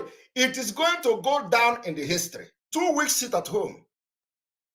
And just 2 weeks sit at home will, go to towards the end of the election. Let us see how election is going to take place in our land. Never. It can never happen. You see, and one thing about this one Nigeria is that if you ask them question now about what Jonathan is saying, none of the people supporting P2B is aware of this. None. I am telling you, none of them supporting Jonathan is aware of this, what Jonathan is lamenting. Tomorrow we are going to be on Twitter Space. If you like, come there and see how ignorant these people are. They don't know all these things. They don't know it.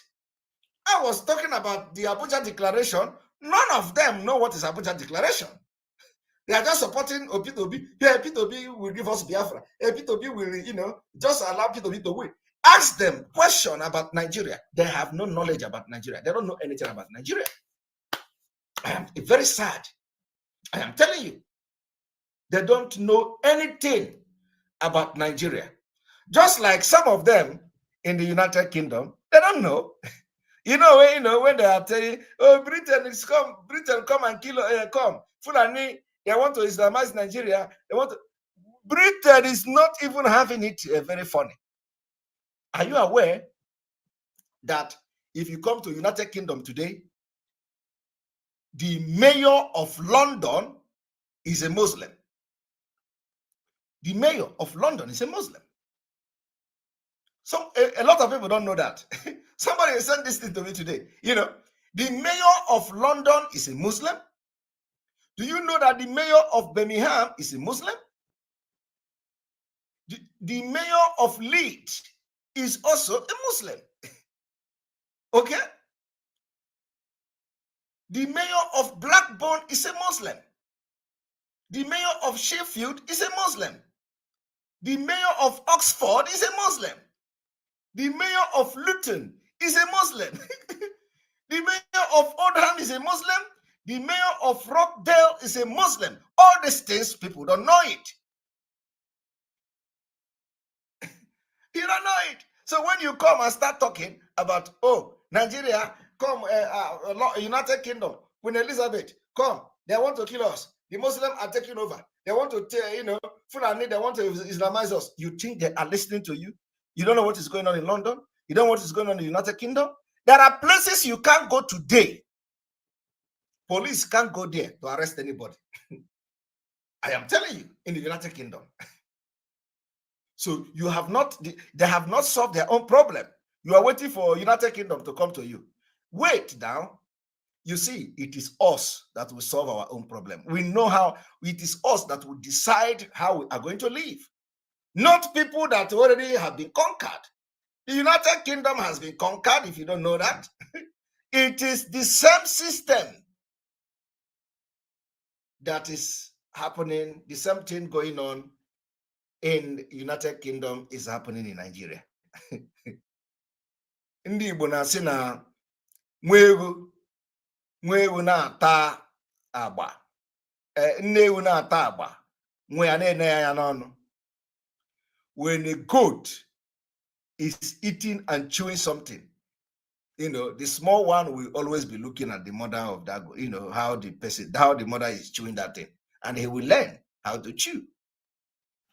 So if you are there asking United Kingdom, come, you want to leave Nigeria because they want to Islamize you. That is why they are not paying attention to you. You are complaining when their own country has been run over. You are complaining when and it is vote now. Vote.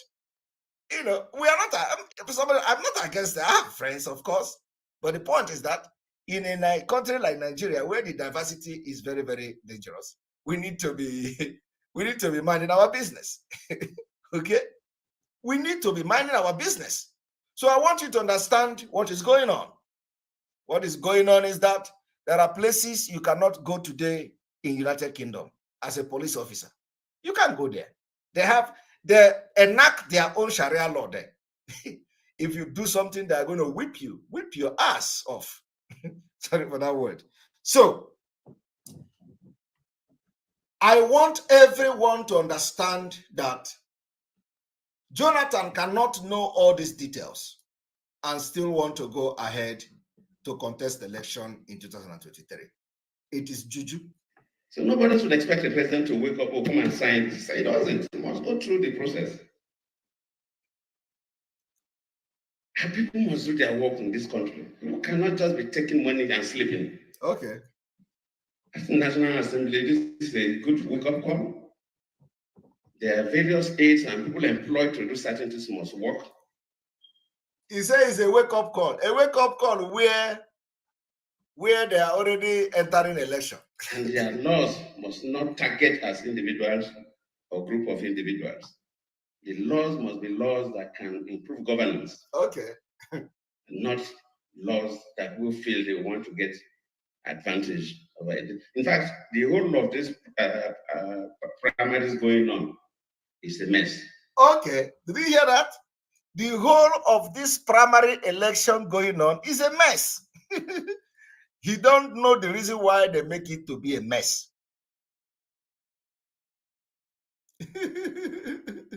Okay. Okay. He don't know. He know that it is a mess, yet he continue.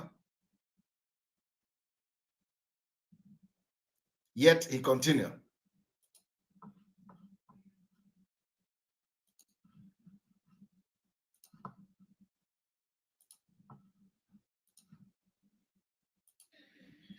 If you know the standard practice, you will. In fact, if it's all teachers here, Professor Jiga and others, if it is to be scored, these primaries we are doing cannot get more than 25%.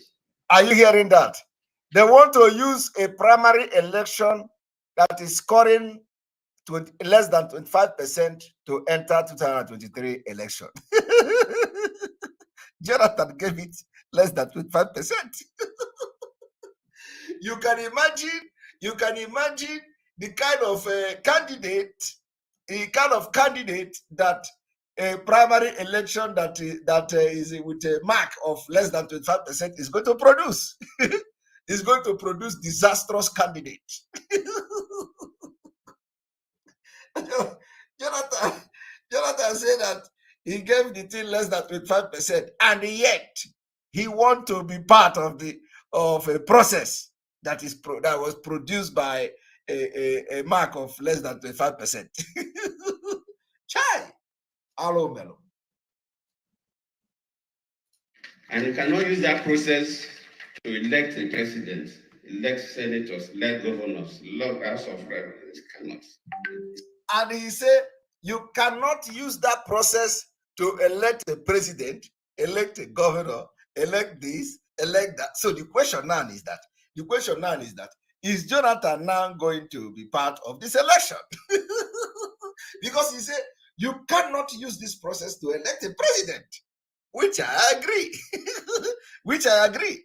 Although we are not going to allow election in Biafra. So we are hammering it now so that you get to them.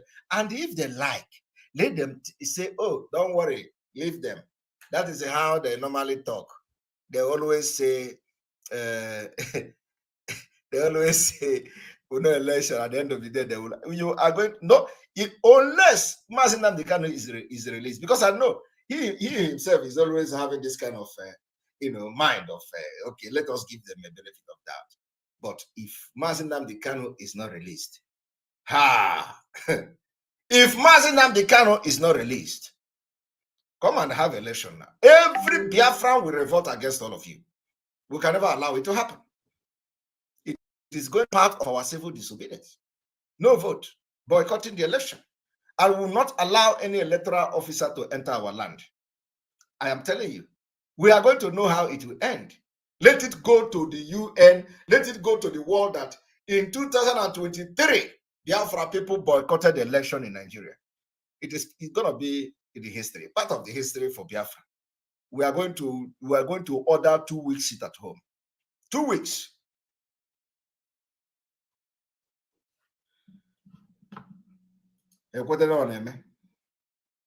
Sorry. 2 weeks sit at home.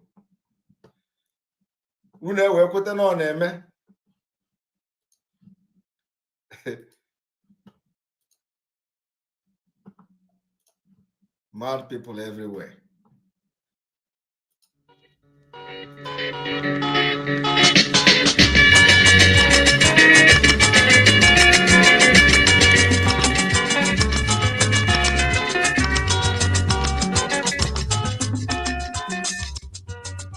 Igbo Igbo ekele m unu. Biko anyị na-asị ka onye ọbụla gee ntị maka ụkwa dị oke mkpa nke ndị World Igbo Congress na-ewetara anyị. Oge rugokwa mgbe anyị na-eme emume icheta ndị niile nwụrụ n'ala Igbo, ndị niile nwụrụ n'ala anyị n'oge agha. Ọ bụrụ na ọnwa Mee agba ọgụ abalị 10 ka World Igbo Congress zubere ka Igbo niile nọ mpaghara niile ụwa ka onye ọbụla zukọta site n'ihe Zoom ka anyị wee mee mmemme nke ncheta ndị niile nwụrụnụ, maka na ọnwụ ha abụghị n'efu. Ọnwụ ha bụ maka ka anyị dị ndụ n'ụbọchị taa. Ya mere anyị ji akpọ nwoke na nwaanyị si bikonu zaa oku a, lepụ anya maka ụkwa otu ihe a ga-esi mee. Akwụkwọ nke na-akọwa ihe apụtawo. Biko ịnụ kọtara nwanne gị, maka ọ dị mkpa ka anyị niile zukọta ọnụ chịkọta obi anyị maka ọdịmma nke anyị. Ịnụ ọkwa kọtara nwanne gị, ka Chineke gọzie gị.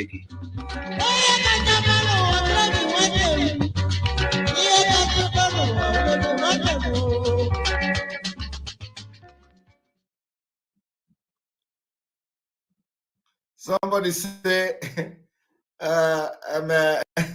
somebody say, Simon, I disagree with you here about the United Kingdom.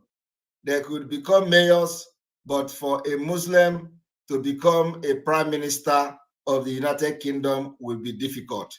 I do not know what this man, Benson Bekele, or, I don't know what he's disagreeing with me. Is there anything I have said that warrant you to disagree with me? I don't know what you are disagreeing with me. Did I say that, do I mention prime minister? What I said is to mention the province or the cities where Muslims are mayors. And I said, that the United Kingdom is having their own problem. So I do not know what you are disagreeing with me. You see, sometimes, even no matter how we come down to the level that you can understand, that is why all this grammar, anybody comes to speak grammar, I don't know how, with all this plain Oyibo and Igbo combined together, everything I am talking, just like somebody, that any other person can understand. Yet, you did not understand the English I'm speaking. Now, I don't know what you are disagreeing with me. What exactly are you disagreeing? You say, Simon Ekpa, I disagree with you here about the United Kingdom. I don't know what you are disagreeing. What did I say that you need to disagree with me? Are you disagreeing with me that the mayor of London is not a Muslim?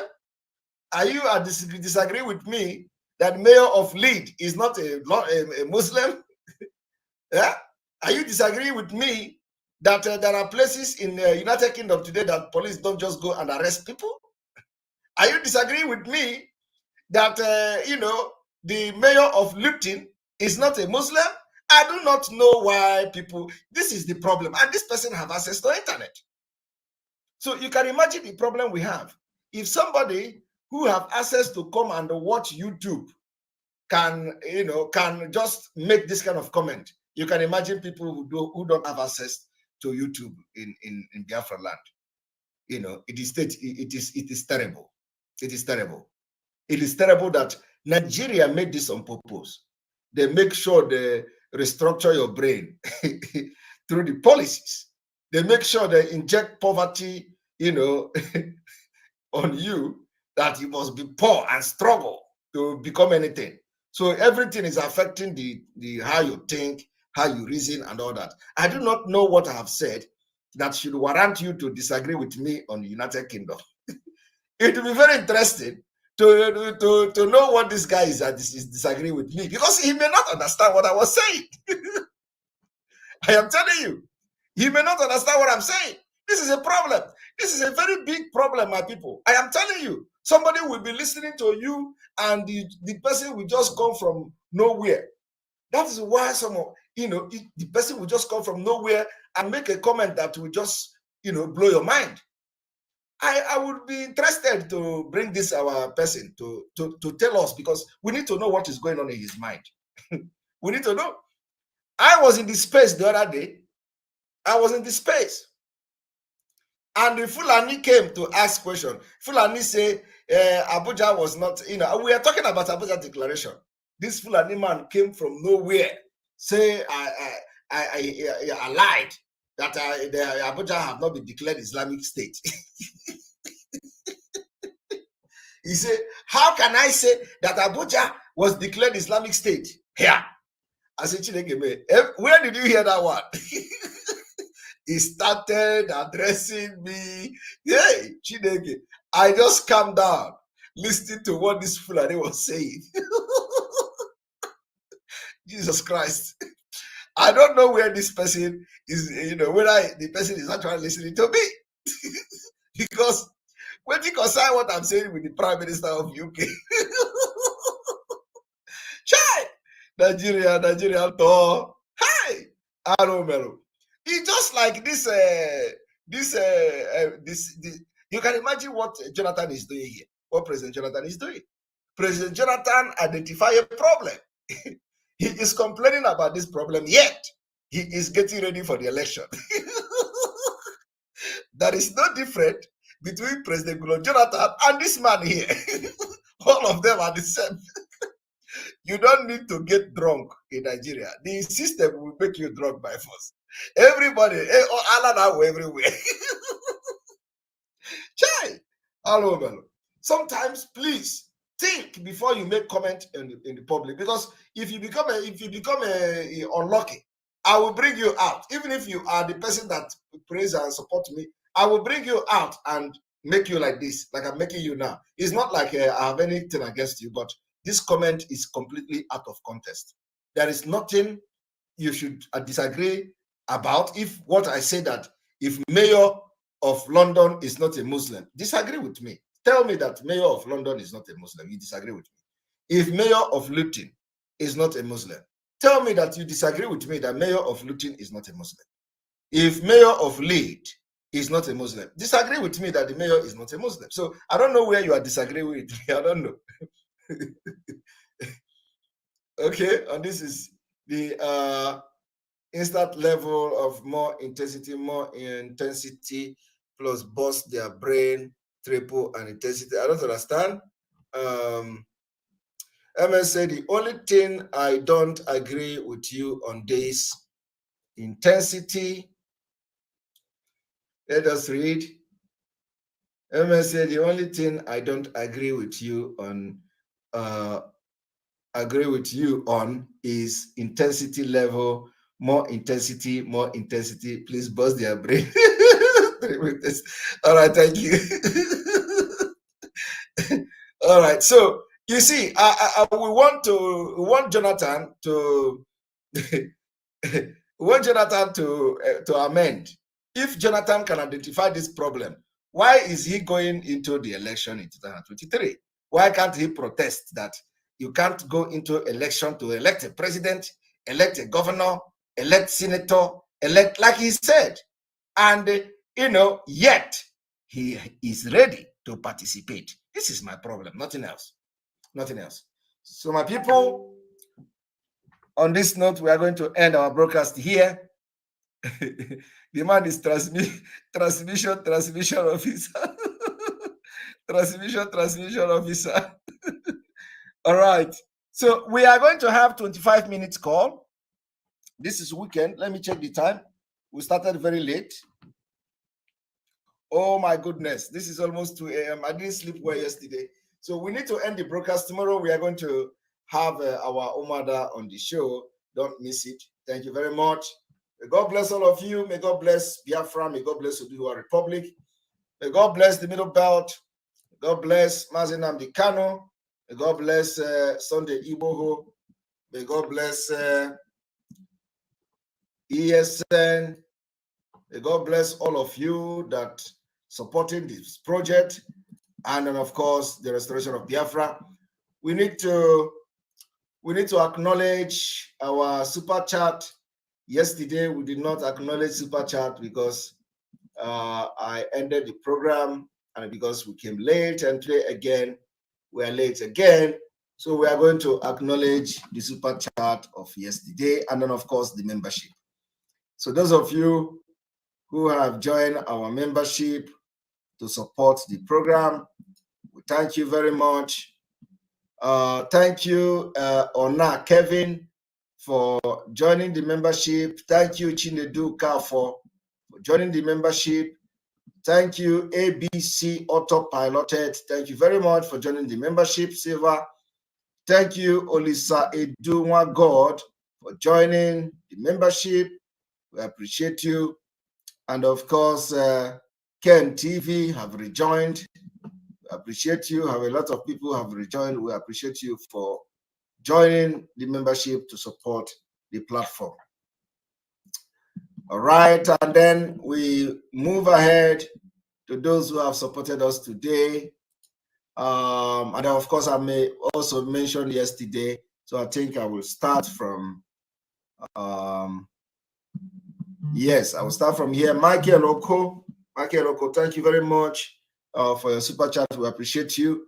Reason UK want one Nigeria is to control economic future of a fifth of the African POP as one entity. When Nigeria break, African will control Africa. Thank you very much. Anthony Great, thank you very much for your super chat yesterday. Azikiwe, the greatest saboteur. Grace A, thank you very much for your super chat yesterday. During the Soludo speech yesterday, he was accepted the Monday sit at home because he said during the Monday sit at home, they are holding their will. During their Monday sit at home, they are holding. There will be no more motorcycle riding on the street. Thanks. Okay, I didn't know that. I didn't listen to the speech because it was turning my stomach. Cyril, I want to thank you very much. Mazi Amaechi, Egungun no enter highway. Egungun no come here. Now Tipa don't jam up. Thank you very much for super chat. We appreciate you. Hilary Nana, thank you very much. We appreciate you. Sida Ragwandu, thank you. Katrina Lang has come. She has come with Soludo. She has come with BBC. We have, you have to review our strength. We can't win a media war against BBC. That is you. Don't come here and tell us we can't win a media war against BBC. That is you. I don't need to read your nonsense again. Who tell you we cannot win a media war against BBC? All right. Oino King, thank you very much for a super chat.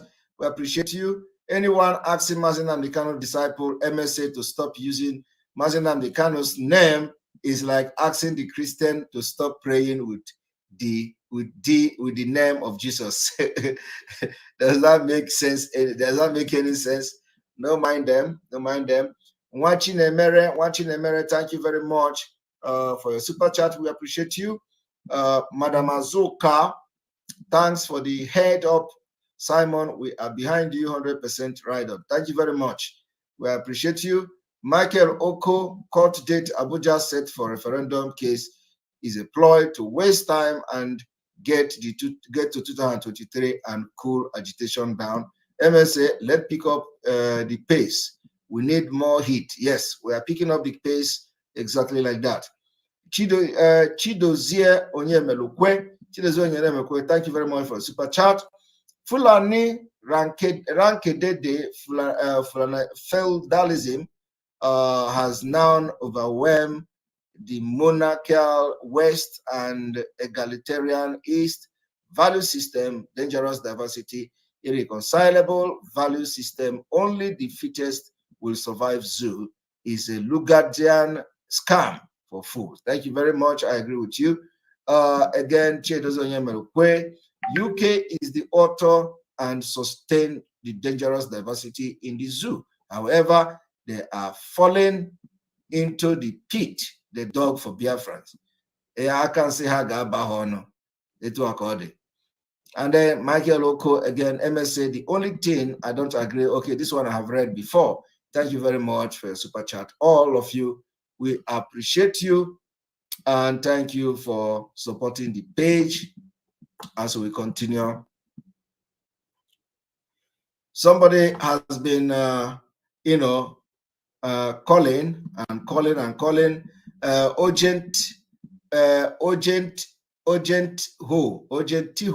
Ojentiho, thank you very much for your super chat. We appreciate you.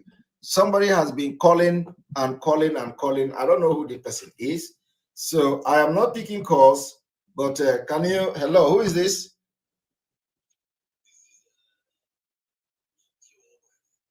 Okay, you know, I'm not taking calls. So this one you are calling, is there any urgent something?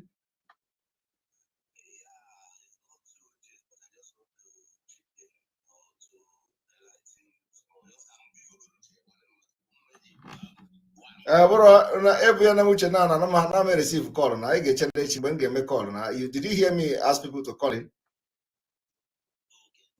All right. All right. Thank you very much for being part of this program. We appreciate you. And of course, tomorrow, don't miss it. Tomorrow is going to be a wonderful one. And we are going to have our Omada from here, from me. Good night.